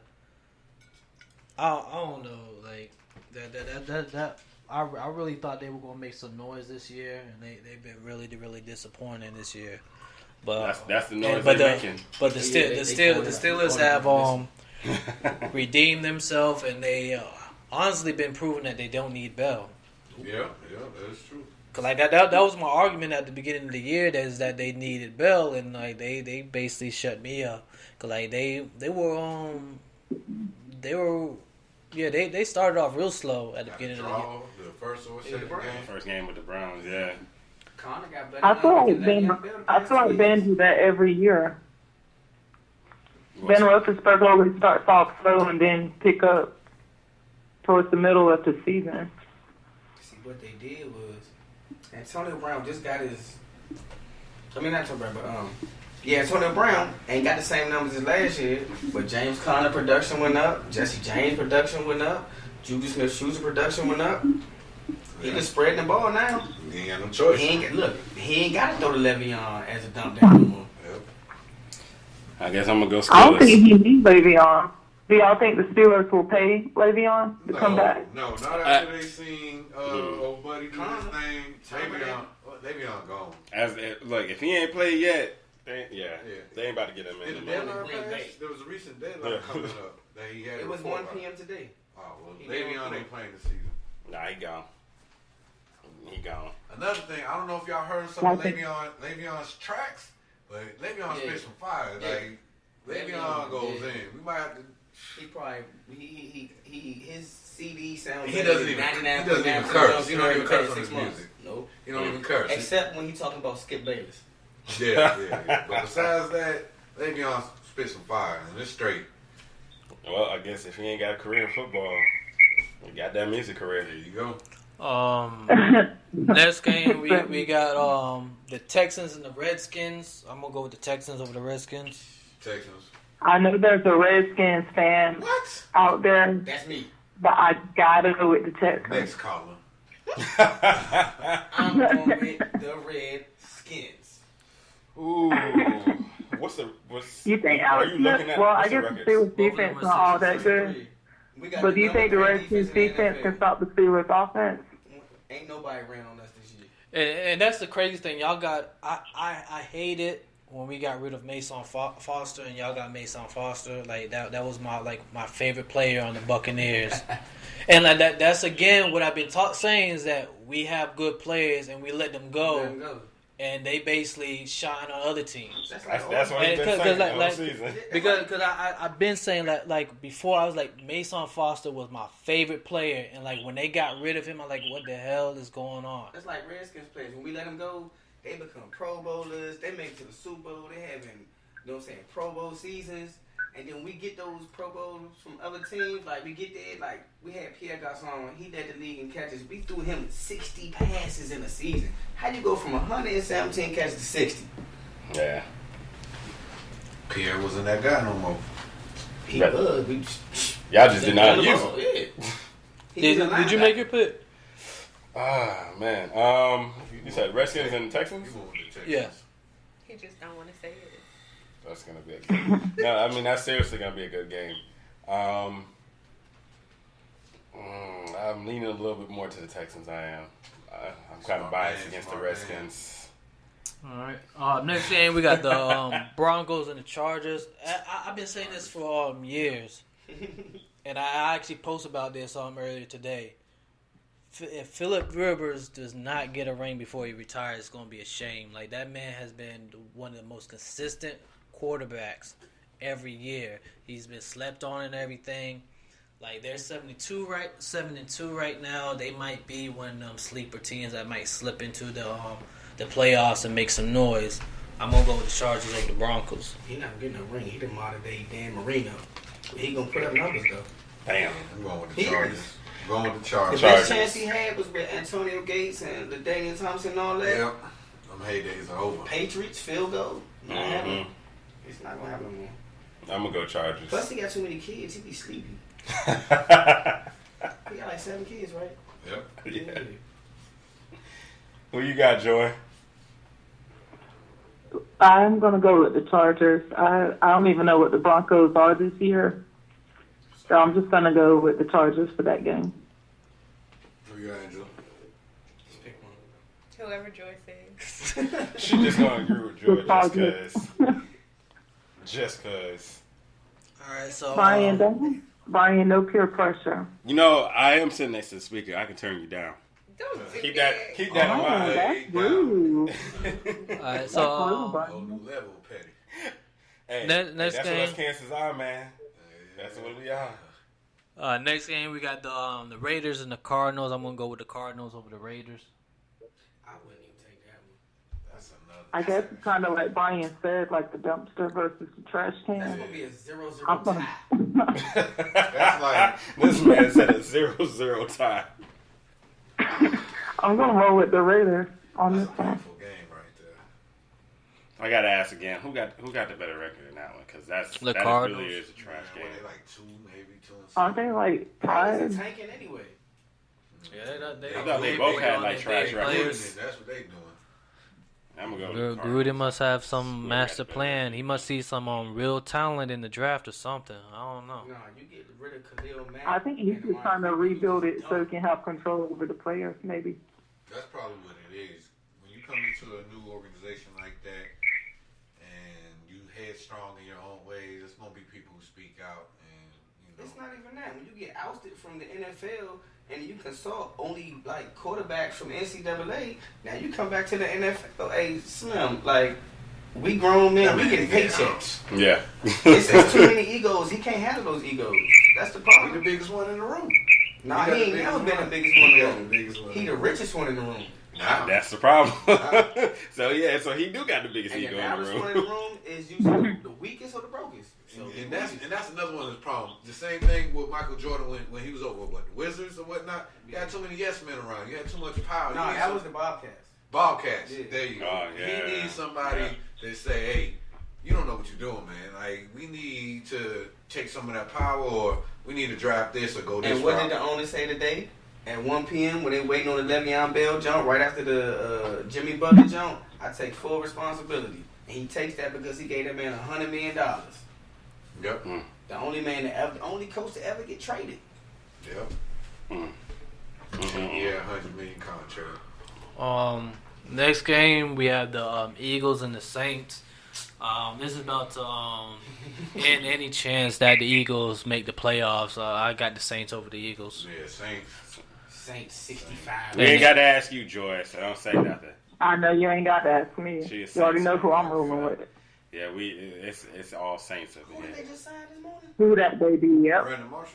Yeah, Brandon Marshall. Breeze is an assassin, yo. Look, I'm going to say this. We don't need Brandon Marshall, but it's okay that Brandon comes to play with our team, but we don't need him. But if he just need to get his name back in the spotlight so he can get paid next year, that's cool. Let that man come to your let that man come to your team and be great. Don't take that away from him. He gonna fight whoever on the field for you. Next game we got the Vikings and the Bears. I got the Bears over the Vikings.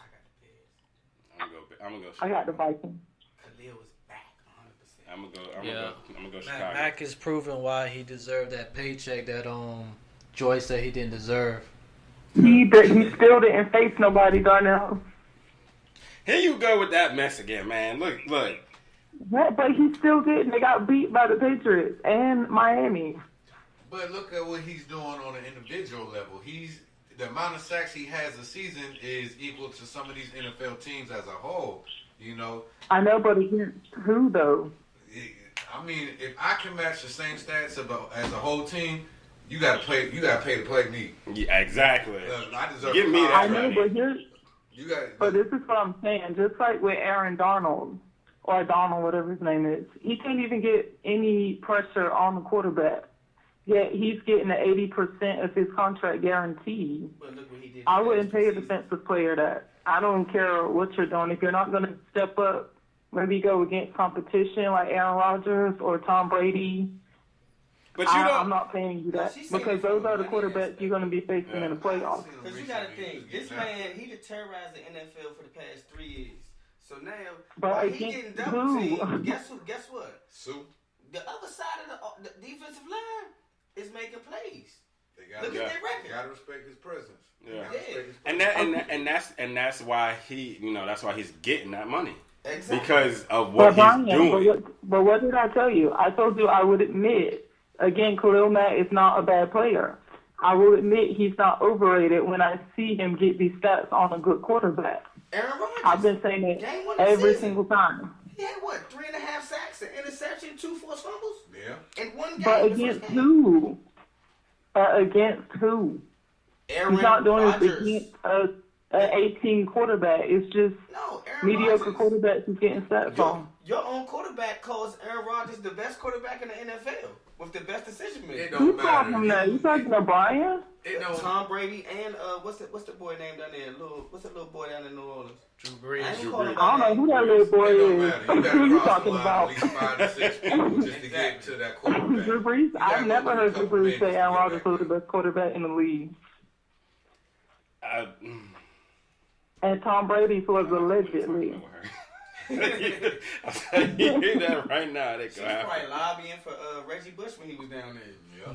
Slipped on the side of the field.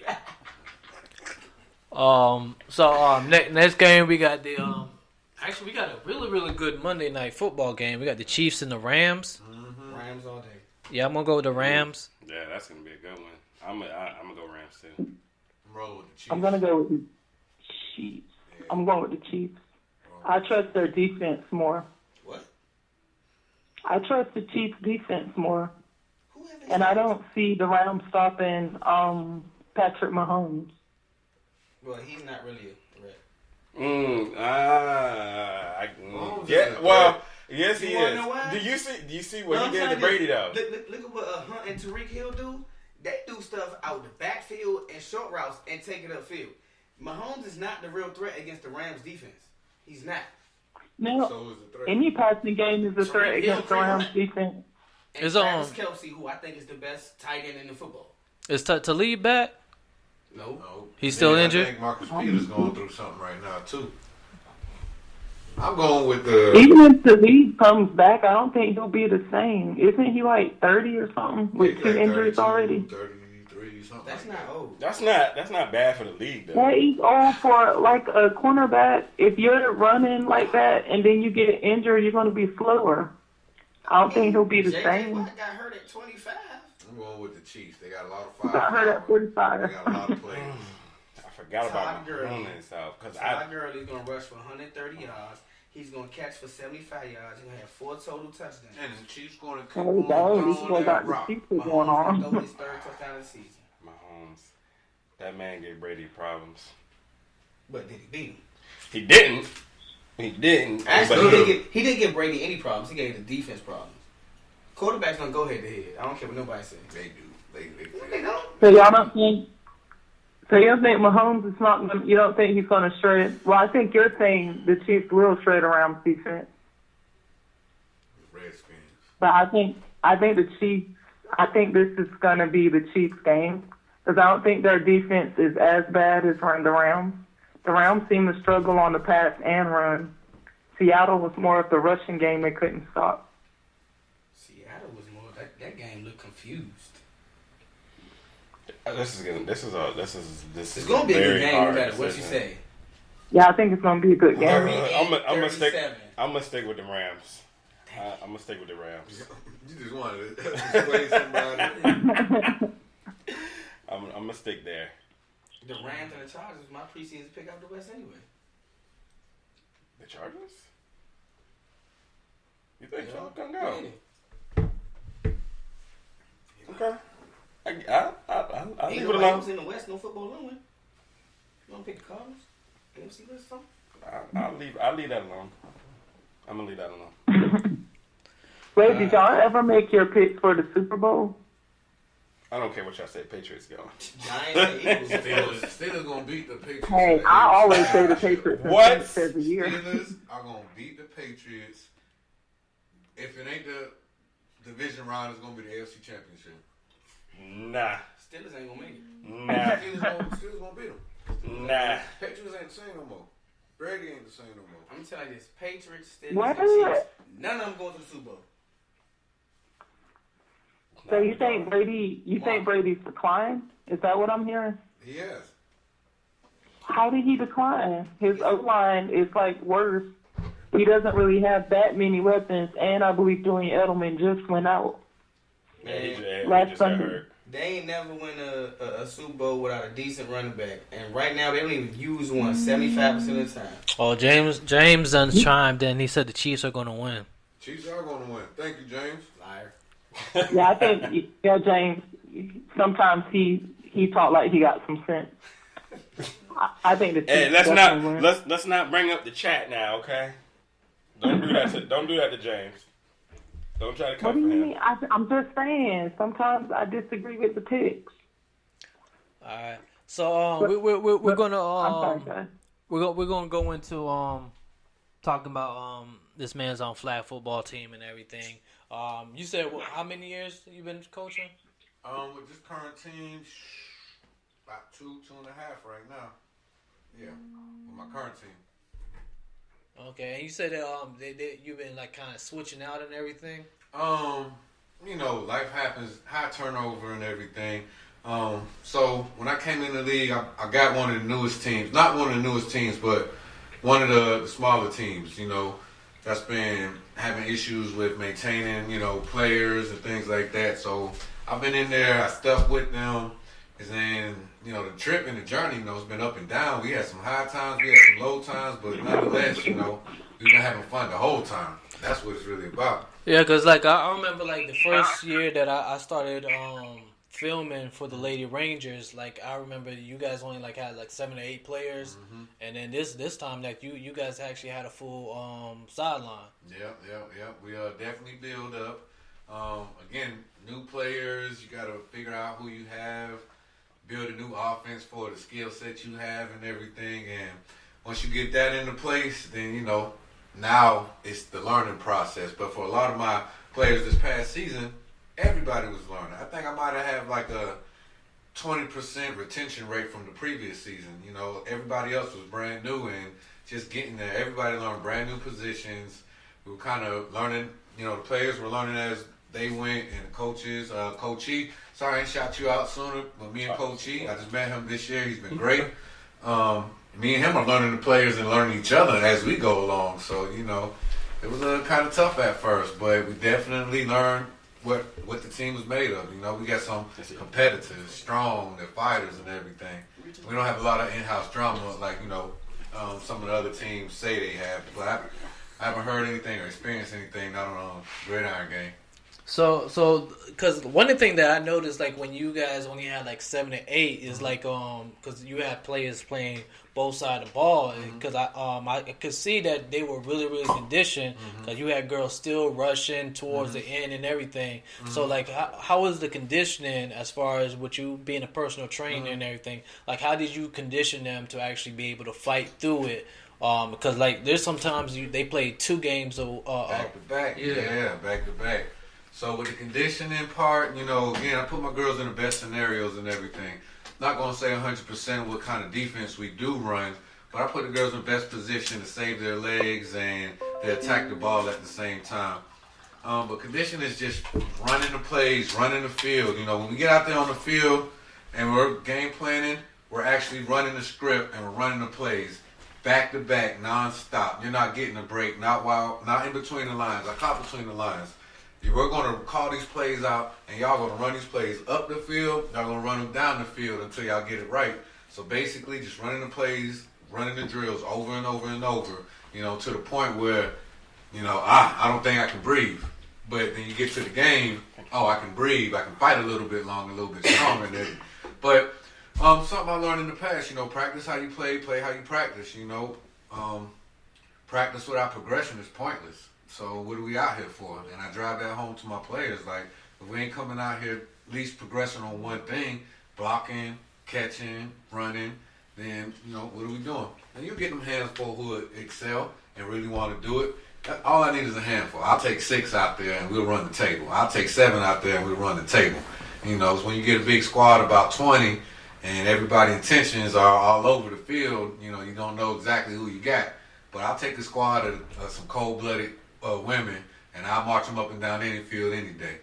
They got my back, I got theirs. And, so far, we haven't let down not one step. And I'll ride them into next season. So has it been hard to keep, or I guess the question is, how do you keep them interested? Besides, outside of, the conditioning, and when it comes to learning the plays and learning the positions, how do you keep them interested? That's a great question. We do things like having the skate party on December 1st.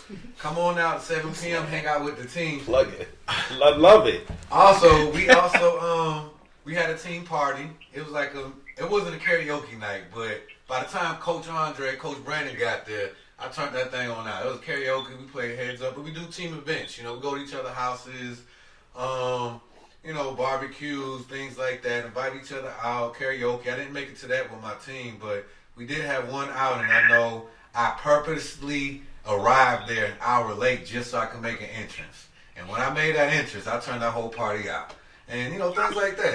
We just have fun with our team. Outside of the field, we're still human beings. We still have kids. We still have jobs. We still have life. So I want a strong football-minded team. But when it's time to let that go and chime in as a team and as a family, I have a great head coach. I have a great set of captains. Great head captain and great set of captains. And we just make it family-oriented. We make sure we can bring everybody in on all aspects, So that's basically what it's about, just chemistry, And that's what I was looking to hear you say family. Yeah.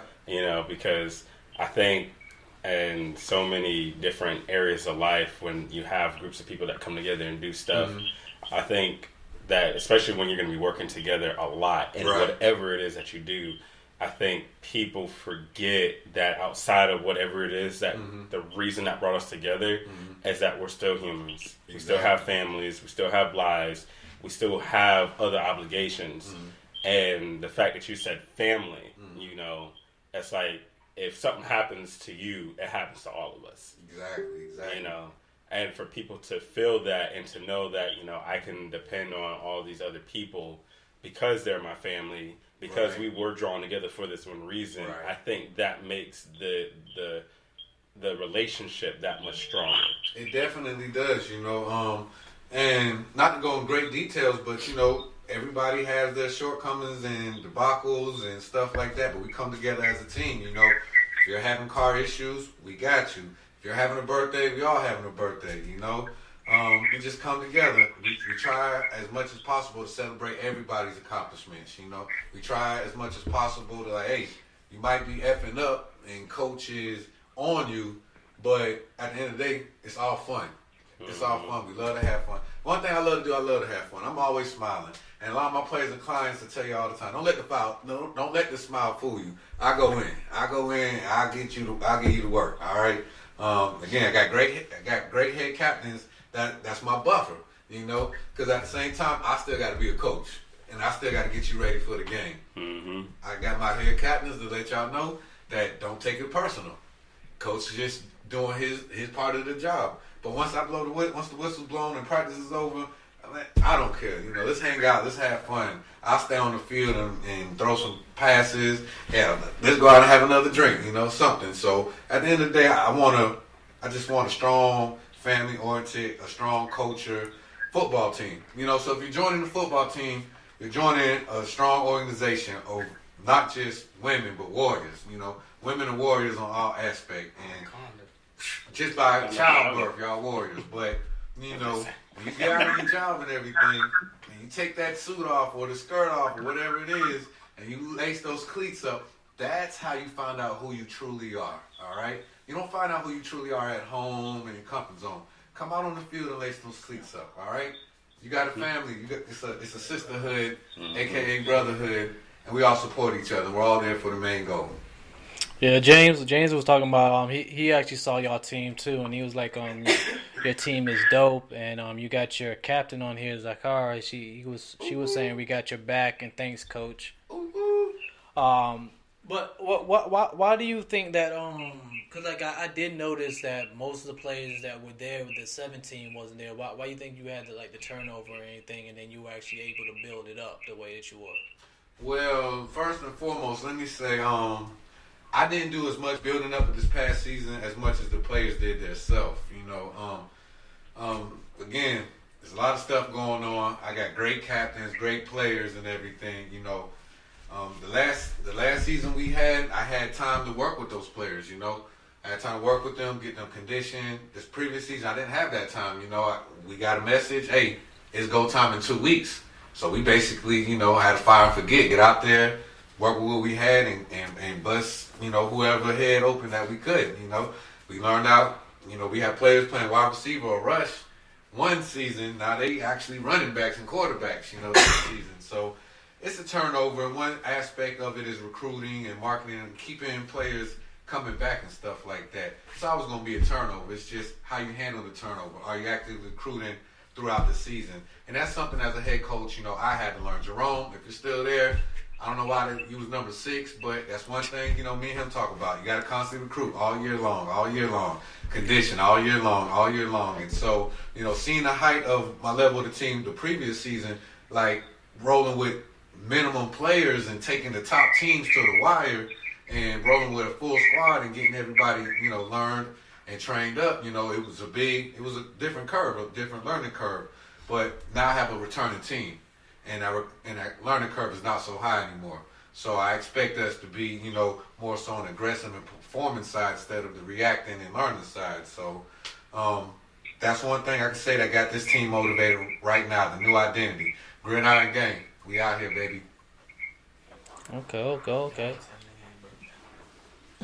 So what was I know that you said you had a new identity and everything. That's why you changed. Or what was behind the actual name? Like, why'd you pick that name versus Quiet Storm? I don't dictate anything on my team. I don't micromanage anything on my team. I actually let the players. I like to let the players have a voice on just about everything we do, except conditioning.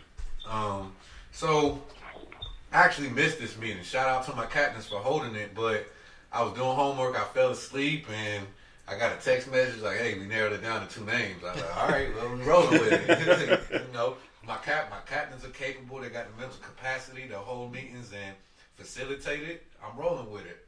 That's just what it is. My captains handled it, and they got my sign-off on it. So that's where we arrived to. And, yeah, new identity coming to a field near you, Riley. Right. And as far as the name of your actual fitness training, what came up with the Sharper Edge? Sharper Edge. Of course, my name is Sharper. Edge. I wanted something dynamic, cutting edge. I feel my training is nothing like. Everybody's training tailored off somebody. But I feel mine's is different. You know, I'm going to push you. I'm going to push you mentally, physically. You might even have a spiritual experience while you're training with me, but I wanted something to stand out as dynamic, cutting edge, that you will know when you train with me, you're going to get your results. All right? You're going to do stuff you haven't done. You're going to be in action. You're not just going to lay down and bench press a bar. How many times in life have you had to lay down and bench press something? You know, when you changing your tire on the car, you picking stuff up, you bending over, you know, you're doing things, using your whole body. So that's kind of what I wanted to tailor my brand and my logo to, you know, functional fitness, training your body the way it's supposed to function, naturally building it up. Okay. Yeah, cause like I remember like I haven't been to the gym in a minute, but like when I was in high school, like I was benching crazy numbers, and my biggest thing is that I basically got bored easily. Yeah, because I was breaking records as far as at my high school and everything, but like I was bored, and that's kind of what stared me out. So like you basically saying that doing different exercises and workouts can basically give somebody motivation to stick in there and everything. Exactly. I mean, much respect to bodybuilders. They sculpt their body perfectly. They're strong. That's their sport. They compete in their physique. Me, on the other hand, I like to be strong. I like to be explosive. I like to be agile. I like to have power behind me. I don't have to look the best for that. I'm looking for performance. So, again, coaching football, I go out there and I lay them girls out. I'm out there blocking. I'm hitting them with the dummies. I'm running routes on them. I'm stiff on them. I'm giving them the work. So I have 2 kids as well, so I like to run around, play, have fun. I play on the team myself. We actually both play on the same team. So, I'm going out there performance. I want my body to work the way it's supposed to. If I just so happen to have to run from a dog or, hang myself out of a burning building, I want to be able to do that because I don't know how many times I sit there and I just pick a weight up and just move in one direction the whole time. So definitely weights, cardio, intensity, a great balance is the way you want to achieve great results. Hold on. I got a question for you. Now, behind that explosiveness, how do you keep it? Because a lot of people have that problem where they'll have that explosiveness straight out the gate, but they'll lose it on the tail end. Right. So how do you do it to where you don't lose it on the tail end? You keep it throughout the whole. Like, say if you start off strong, you hit that spring and you going. Right. How do you keep that explosiveness throughout the whole run? Instead of losing it at the tail end. Things like that, what you can do is resistance training. Something as simple as resistance bands, hooking yourself up to a sled or just dragging a tire or something, Intervals. Intervals are great. Let's say you're running a 40, but you run this 40 in 4.9. Let's shorten this 40 up to 15 yards, all right? Let's run this 15 yards with a vest on as hard as you can 4 times, all right? Then we move that 15 yards up to 20 yards. Then we move that 20 yards up to the whole 40 yards. So now instead of running 15 yards with a vest on or resistance band, you're running the whole 40 with the weight load. When you take it off, you feel like 100 pounds lighter. You're gonna be moving. You're gonna be sprinting and killing it from start to finish. Form also too. Don't always jump to the I gotta look like this. Break the steps down, gradually progress. Okay. One of the questions I had, because like I haven't done lower body workouts since I got my ankle surgery repaired, and like I haven't like tested. Like with a person that might have had an injury and everything, like how do you like progress them into actually seeing what their limits is? Cause like that's been the biggest thing. Cause like I remember like when I first got surgery repaired and like I tested trying to run. Like I haven't tried running in a minute because like my ankle just wasn't like fully ready. Yeah. Ready for the impact. Yeah. So like what do you actually say, or have you experienced with somebody that just came for a surgery or injury, and like how they progress and try to get them back into like full? Okay. Ankle injury. I have that before. Recently. So instead of getting them running on the treadmill and running on the roads, I'll start them off on the elliptical. Low impact cardio. You're not pounding no pavement. You're not pounding the treadmill belt. You're just gliding. That'll get you back into the cardio aspect. But if you want to build your ankle up, the bow shoe ball, the balance ball, even something as simple as having a tennis ball under your foot, just stepping on it, 3 sets of 10, 3 sets of 20, that'll build those joints up. And you have to train you will have to train your legs and your ankle individually. You won't be able to go out there and do squats, You might be able to do a step up, and the step up might be just 6 inches or 2 inches, but you have to gradually work those body parts, those injuries out, with light impact, light resistance, light to little to no weight, and just work it up. They got machines, resistance bands, all varieties. Again, I I have a great tool bag. My tool bag runs deep of exercises.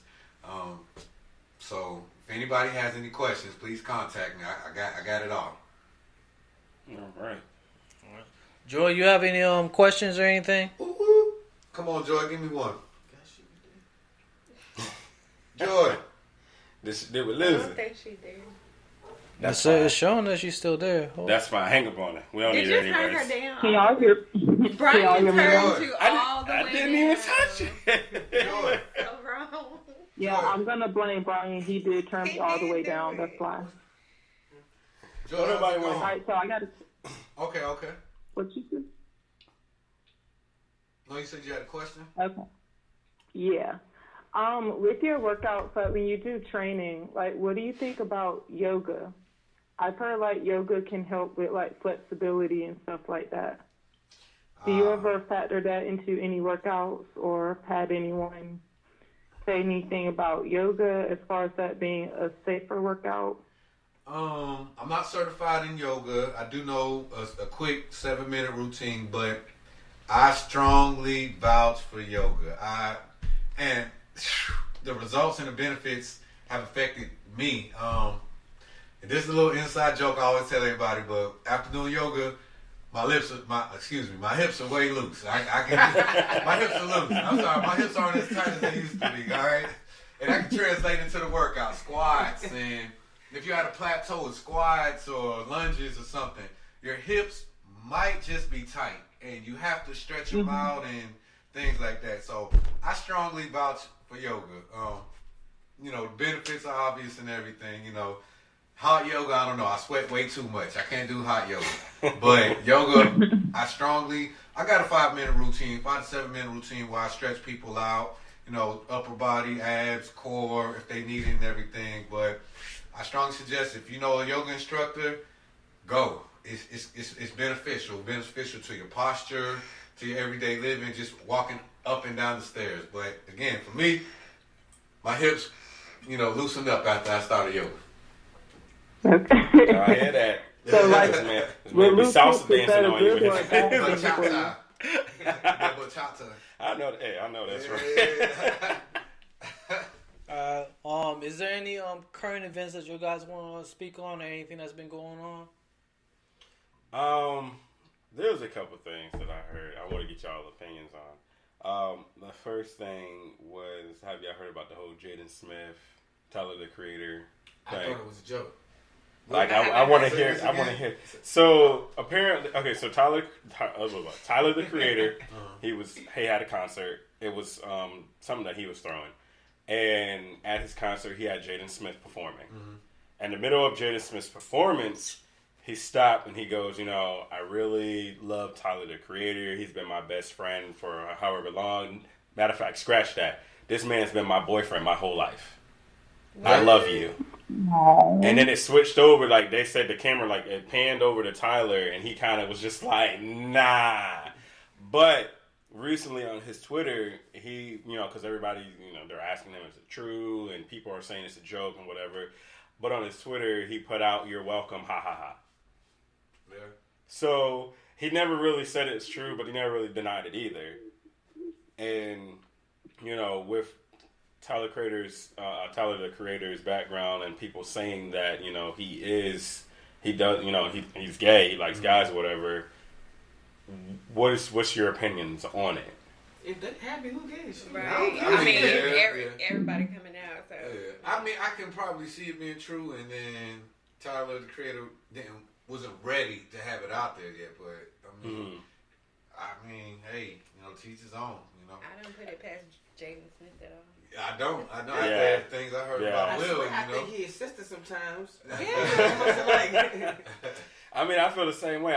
Like you said, it's 2018. Live your life. Exactly. I'm not in neither one of them, so it don't bother me. Right? Exactly, because I'm just like, for me, I'm just like, you live your life, you do what you do, that's your life. I'm not. Who am I to comment on your life and to judge you? So was it a joke in that? So with what Jaden Smith has been doing the last few years, it's probably true. It could be honestly, true. It could be true. See, I don't know if y'all follow Will Smith on Instagram. He probably has the best Instagram ever there'll ever be. But yeah, he does. If it was true or joke, I was waiting to see what Will said about it because everything that Jaden does, he talks about it, or he participates in it, or he'll make a parody of it. He ain't said nothing, but they know they child, they know them kids. Yeah, they do. Exactly. So for me, I'm just like, hey, it's all love. You do what you do, live your life. You know what I mean? Yeah, I don't even understand why anybody's shocked anymore. I mean, like 5 years ago, it's not even shocking anymore. I don't think they were shocked. Yeah, it was the fact that he just came out in the middle of a concert and said it. I mean, he got cheers from the crowd. Like everybody in the crowd was cheering. Like, nobody booed it or anything. Yes, because nobody cares. We're all accepting to it now. It was like you read the comments, no matter what media platform you see, all of us said, these are things we've known for a long time. I ain't know. I mean, with all the stuff. Go ahead. They said that Tyler, the creator, had a song on his 2017 album called Flower Boy, where he rapped about kids and white boys since 2004. Yeah. No, they said the track is called I Ain't Got Time. I've never listened to his music. Me either. I mean, me neither. I mean, I've never been like I've never listened. I probably heard like a couple songs, but I know I haven't heard those songs. I feel there's so much breadcrumbs in Hollywood that they dropping it and only the people there actually know what's up. Yeah. It's like what they say. It really is a secret society. All they got is them. I think a lot goes on there, we just don't know about. I mean, they say Diddy out here popping guys, so. And they all have more money than me, so it's not my problem. But you hear it's really about the people who make the most money. Yeah. Like I was talking with, I think it was one of my coworkers. How much did Jaden make? You know what? That's a good question. But he's getting he's getting money off of his parents. So a couple movies he been in. I mean. But I was talking to, I think it was a coworker, and they were saying how they were telling me how they knew somebody that was telling them about all the things that go on in Hollywood. Mm-hmm. And it was just like, I mean, the rich, like the top tier people, like they into some stuff. I believe it. When you get that money will mess with your head, I believe it. I bet there's a couple guys up there getting tied up and whipped or whatever it is, and politicians, preachers or something like that. Everybody got their vice, and it gets crazier and crazier as you go up. Yeah, I heard a lot of stories about that, and that's weird. I mean, I've heard some really weird stuff about what they do out there. Yeah. So I guess the price of being famous. I don't know about all that. Yeah, I mean, if I was famous, I'm gonna tell you right now. If I was famous, I ain't gonna be doing no creepy. I'm gonna tell you right now. What's the day? If I'm famous, y'all ain't gonna see me. November. I ain't got time to be in no creepy mess. I do become out there successful. I ain't turning out like that. All right, so nope. Yeah, I wouldn't even look. If I was rich, I tell people all the time.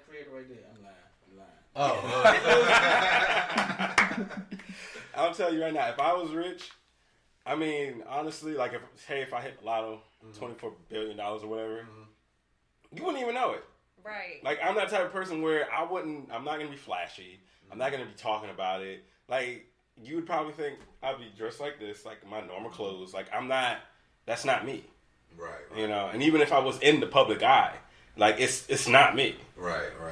You know what I mean? So, but I want to switch into politics. Have you guys voted? How do y'all voted? Or do you vote? Period. I just got back into all this stuff, man. But yeah, I'm following it now more so than I did in recent years and everything. More so, I was just an observer. So now I guess I can say I'm actually participating now. But I can't say I don't know exactly how I feel about 100%. Compared to the last presidential election, but I'm participating now, so I'm doing that much. All I can say is this. Everybody that was showing those stolen voting stickers online and all that, Hogan won in Maryland by 20 votes, and guess what? They ran out of ballots. In the most wealthy black county in the entire United States of America, y'all run out of ballots. and he won by 20 votes. They shut polls down early in them days. That doesn't sound right. And then with Georgia and Florida, they both were contesting against it. I know in Florida, he conceded, but then he retracted it. I don't know if they still are they still investigating both of those. As far as I know, they're still recounting. I mean, they have until the 18th, I believe it is. I thought it was just to have Florida. They're doing Georgia too. They have to because Georgia had 150. She never conceded. And that were locked up. 150 or 1,500, something like that, with no cords or were locked up. And so they investigating that. They had absentee ballots that weren't accounted for. I heard something like they were finding ballots and like people's they found ballots in the room. And a senator in Georgia just got arrested. I think it's Nakima Williams. Like she was protesting against the fact that people's votes wasn't being counted, and they arrested her today. Yeah, her and like 15 other people. Yeah. Yep. That's how the system worked. Yeah, they said she was using some kind of ballots or something or whatever. But we're talking about earlier with the votes that are still being counted in Georgia, they denied people the right to vote, saying they gave them false address, said they moved out of the jurisdiction. But you can still, even if you don't go to your jurisdiction to vote, you can still vote. Well, see, that happened to my cousin down in Norfolk. He didn't move. All he did was transfer stuff from military to civilian. But he did that 5 years ago. So once he gave his information, the same house he'd been in for 10 years, they said, your information ain't updated? He's like, first of all, I was military 4 years ago. Here's my license. You know what I'm saying? Here's my voter registration card. With my, you know what I'm saying? Has my address. Here goes my my veterans ID. They still declined him. They called the police on him. Yes. But see, that's not fair because you can still vote even if you're before election day you can vote anywhere when it's early voting. Yeah, now on election day you're supposed to vote in your jurisdiction. Right. So, but if you're voting outside of your jurisdiction, now I don't know if this is everywhere, but I know here in North Carolina, if you vote outside of your jurisdiction, you can still vote, but it's called provisional vote, I believe. Provisional ballot that they give you. I think that's what it's called. I could be wrong, but they give you that, and and they count it, after they do all the regular votes. But you can still vote, but it's not going to be counted in that same day. It's going to be counted like the next day. Like, but they won't tell you. That's because they won't tell you that you can still vote there. A lot of them will be like, no, you need to go to your jurisdiction. Well, one thing I did, this is the first time it ever happened. When I first moved here, this was last election. No, when Barack's second term. When I went to vote, they were like, this is your jurisdiction, but you're not registered to vote here. I'm like, dog, this is the only polling place anywhere near my house. Yeah. So what they did was, they said, well, you fill out this ballot. They actually gave me a tracking number for my vote. You can Did you track it? Yeah, you can either do the email or the number, and they track it. And they give you a little paper with a certificate on it. To let you know that your vote was counted whenever it gets counted. All that stuff corrupt. And then they just passed the amendment where in North Carolina you have to have ID to actually vote now. I think the next coming up election you're going to have to have an ID, and like what they're saying is that most people don't know what type of ID you're going to have to actually vote. So like they passed that. I voted against it, but because it's weird. Like if you look at a North Carolina state ID, it literally says not a federal identification card. So people without a driver's license, if those, depending on whose discretion it is, you can't vote. But see, they started doing that and that has to do with, I know this is kind of like going into something else, but that has to do with flying. Yeah, but at the same time, ain't nobody flying. You either catching a bus, you walking, or you driving to the polling place. Now, I can put out my ID right now, and it says not a federal identification card. I had this problem with Amazon the other day.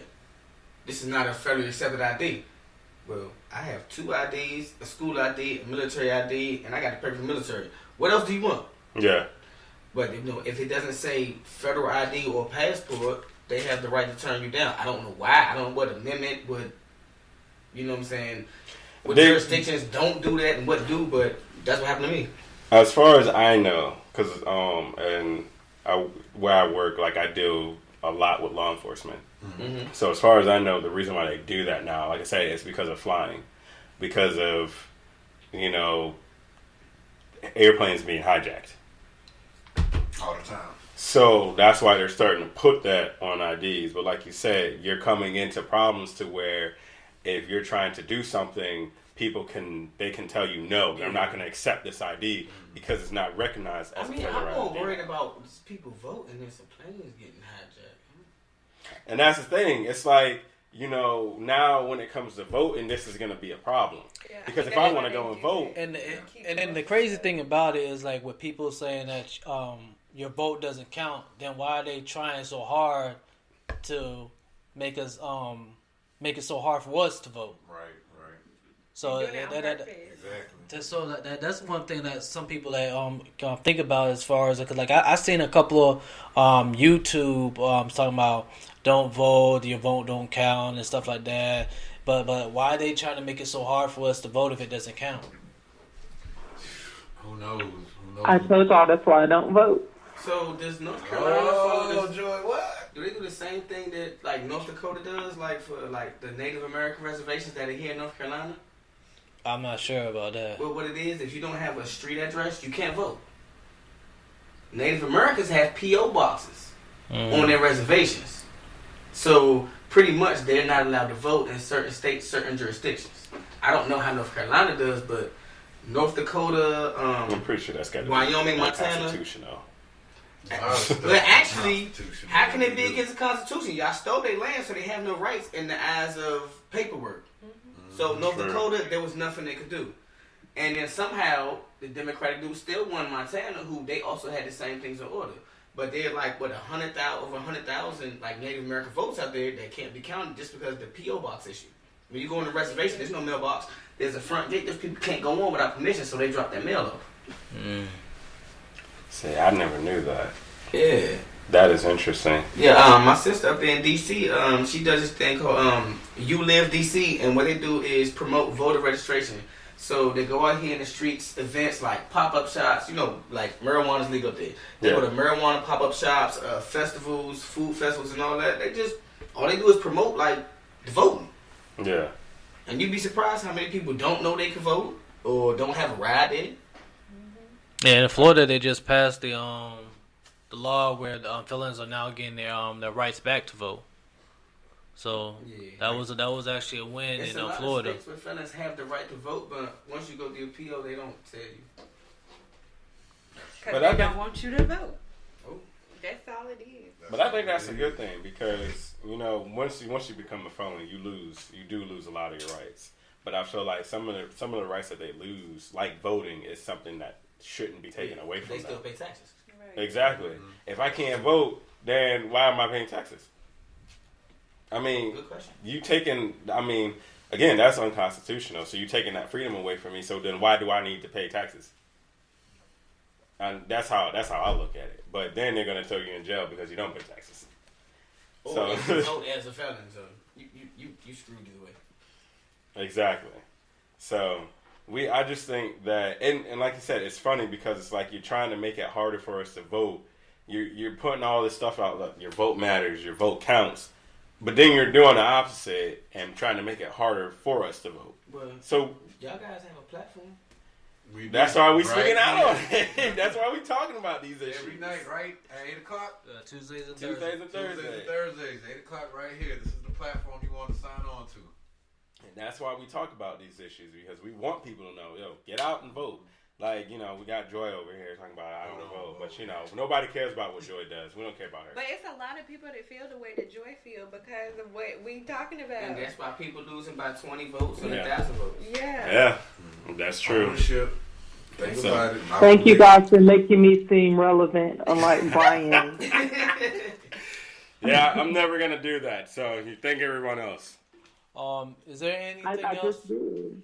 Anything else that y'all want to touch on before we go? Did you want to give out your social medias one more time? Oh yeah, one more time. All right. So again, you can find me at BSharperFit on Instagram.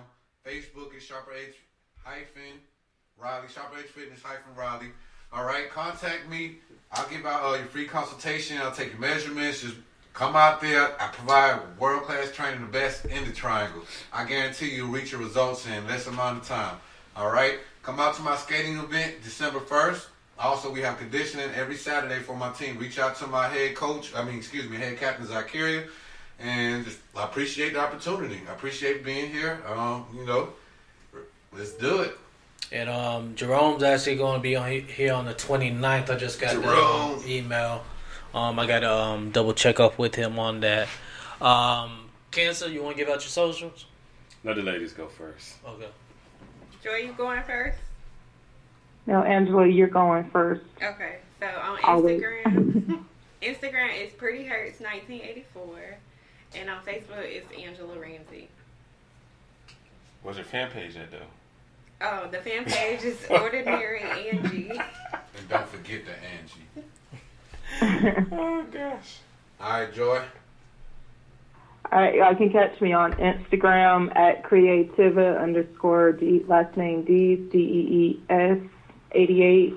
Also, you can find me on Facebook at Joy Dees and also like the fan page. All right, so for the most important one in the room, me. Oh, all the co-hosts. King Cancer _1914 on Instagram, on Snapchat. My fan page on Facebook is King Cancer 1914. If y'all want to, I guess, just follow my regular page, it's Brian McClain. I want to put this out there that last Thursday I held down my co-hosts Angie and Joy, and I put out their Instagram and their Facebook stuff so y'all can follow them. Please follow them, like them as well. I know sometimes I be getting on both of them, but it's all fun. And I want y'all thinking that I don't like Joy, but yes, you do. Oh wow! Dang, Joy. Fine, you started off so well. But yes, like us, follow us. Please go on YouTube. Follow our YouTube page. It's what's our YouTube? It's under Il_McKenzie. Il_McKenzie? Yeah. It's under our DJ McKenzie's name. So Il_McKenzie. Go on Facebook, like us, follow us, watch our videos, even if you only watch a little bit, but you're going to watch all of it because it's great, great, great, great. If you guys are looking for event hosts, hit me up. Hit up Joy. Hit up Angie. Are you trying to be an event host for things too, or? No. I'm a blogger. No. But hit me up. I'm event host right here. If you guys want your music, anything that you guys want, Joy's a blogger. So if y'all want anything, any written feedback about whatever it is that you're doing, hit up Joy. Hit up Angie just if you want to talk to her. She's, get her out of her. She's available. She already signed up for a complimentary session. So be like Angela, don't be like Greg.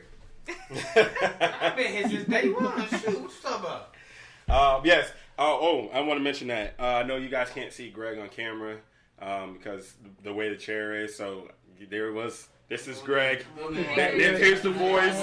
Here's the face to the voice. But yeah, please like us, follow us, continue to support us. We need y'all support. Hit up Brandon if you're looking for that free. Let me say it one more time. That free work. All right. I mean, all the work ain't free though. Yeah. No. Just that 1 month. Just that 1 month. To one lucky individual. If you are interested in online, it's 8 weeks. Again, come out. Women's flag football. Myself, Darnell, we're both coaches. We're both building teams. It's an ultra competitive league, and it's fun. It's fun. You're going to build a great community, friendship with everybody. And we also have league events. So you're not just meeting a team of 12 or 15. You're meeting a league of close to 500. So think about that. Not what you're losing time, what you're gaining, an experience in life, friends as well. So come on out. All right, and Thursday we actually have a special Survivor Series. If you're a WWE fan, we actually have our affiliate podcast, Debate Amongst Friends, marking out what's it? Is marking out against friends are like they have a whole umbrella of podcasts, but the ones that we actually are talking to is marking out amongst friends. They're actually going to come. Y'all seen Troy? He's actually with Debate Amongst Friends, but there's two other ones for marking out amongst friends. They do the WWE podcast, so we're going to have a special Survivor Series on Thursday. Basically talking about the pay-per-view that's on Sunday and everything. Next week we will not have any podcasts. That's Thanksgiving weekend, and then we're gonna like I said that week, the last week in November, I'm gonna let y'all know exactly how y'all can win tickets to that R&B and Paint event. So stay tuned to that. Also, I'm working on a couple things on the website, cornyenterprise.com. I'm going to actually have the actual co-hosts have their own pages and everything, so you can actually access all their social medias quicker and stuff like that. So be on the lookout for that as well. I believe that's it. Oh, yeah, and like we've been talking about all show, Notorious Vipers, we're starting a new league. We almost are meeting our goal as far as females that we want on our team and everything. So hit us up, info@quarantineenterprise.com. We're going to actually try to start practice in February. I'm trying to get all the information because I forgot to email the commissioner. He was supposed to... I was supposed to hit him back with my information and everything. But, yes, hit me up at info@quarantineenterprise.com. And if you already had hit me up, check your email because I gave you a couple details of what we're going to be doing and everything. So, info@quarantineenterprise.com. Hit me up if you're interested in playing flag football. Like you already been hearing from Brandon, it's a very competitive league and everything. If you go to my YouTube, you see I've been filming for the Lady Rangers, so you can actually see their games and see how competitive they are against those teams, or just how the league is overall and everything. But other than that, y'all have anything else y'all want to say? I'm bringing y'all a treat from my brother from Rooster Cakes Wings after Thanksgiving. Okay, he's get some. Okay, yeah. I'm not telling y'all what it is, but I'm bringing y'all a treat. I heard wings. I don't know what the rest of it is. I heard wings. I actually met him. Angela, you don't need to bring Brian anything. You just get him. No, that is so rude. So how do we come get something from someplace that ends with wings? It's called Rooster Cake Wings. Rooster Cake Wings? Yeah, it's my brother's business. He has a food truck. Yeah, I actually met him Sunday. Well, he is the cook. He the extra ain't cook that like big that? yet, but he will eventually. He is that big. What you talking about? This man bringing food. What you talking about? Hey, shoot. Hey, and that's the one thing I want to say this to any future guests. Okay. Hold on. Oh my God, Brian. Because you're about to interrupt what I was about to say. Okay. I met him Saturday, and I told him we have a greedy co-host. Yes, you Sure always did. That always wants food. But wait. When That you say greedy, greedy. I'm gonna let you finish, and then I'm gonna clarify. That always wants food. I'm going to hold on. Always asking our guests to bring stuff. You ready? You finished? Like he's homeless. You finished? You finished? All right. So what I want to say is, when he says greedy, he don't mean greedy as in, I'm looking out for myself. When I told him to tell our co-hosts they can bring things, because if you guys are promoting anything, I want it to be here so we can promote for y'all, so we can help grow y'all as much as we trying to grow ourselves.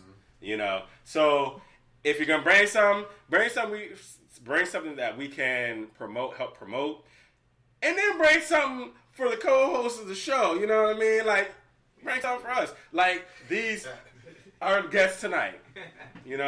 They brought us something. Brian, So Brian, no, Joey, nobody's trying to hear what you're saying. We're great guests.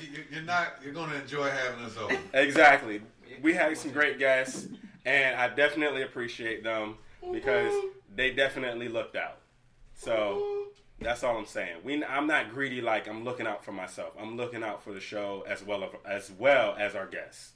You see how he tried to disguise that as trying to help out for people? But I want to thank everybody that's listening, whether you listen to us live or on demand. Like I said, you can listen to us on demand on Spotify, iHeartRadio, and Spreaker. So those are 3 platforms that you can download on your phone, hook up the aux cable, listen to us and everything, or you can just watch the video on YouTube. And we are safe for work, so play it while you're working at your jobs. But other than that, this show has been quarantined. We'll see y'all Thursday, alright?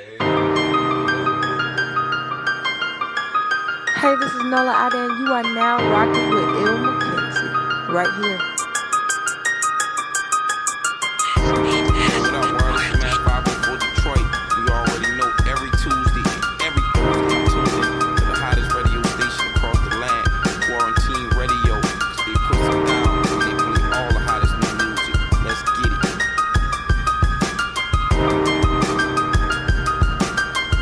It's your boy Gabe, and I want to give a big shout out to Quarantine Radio. Make sure you check them out every Tuesday and every Thursday. And thank you for supporting my new single, Down Low. I want to hear that new soul-free wisdom on Quarantine Radio. Yo, what's up, man? It's the Kid Swift, a baby, Young Swift. One time for the check-in with my dog, my homie, Il McKenzie, straight out of ATL, Georgia. And you know how we rocking out here, baby. Let's get it. I tried being humble. I tried being humble. I tried being humble. Humble get no respect.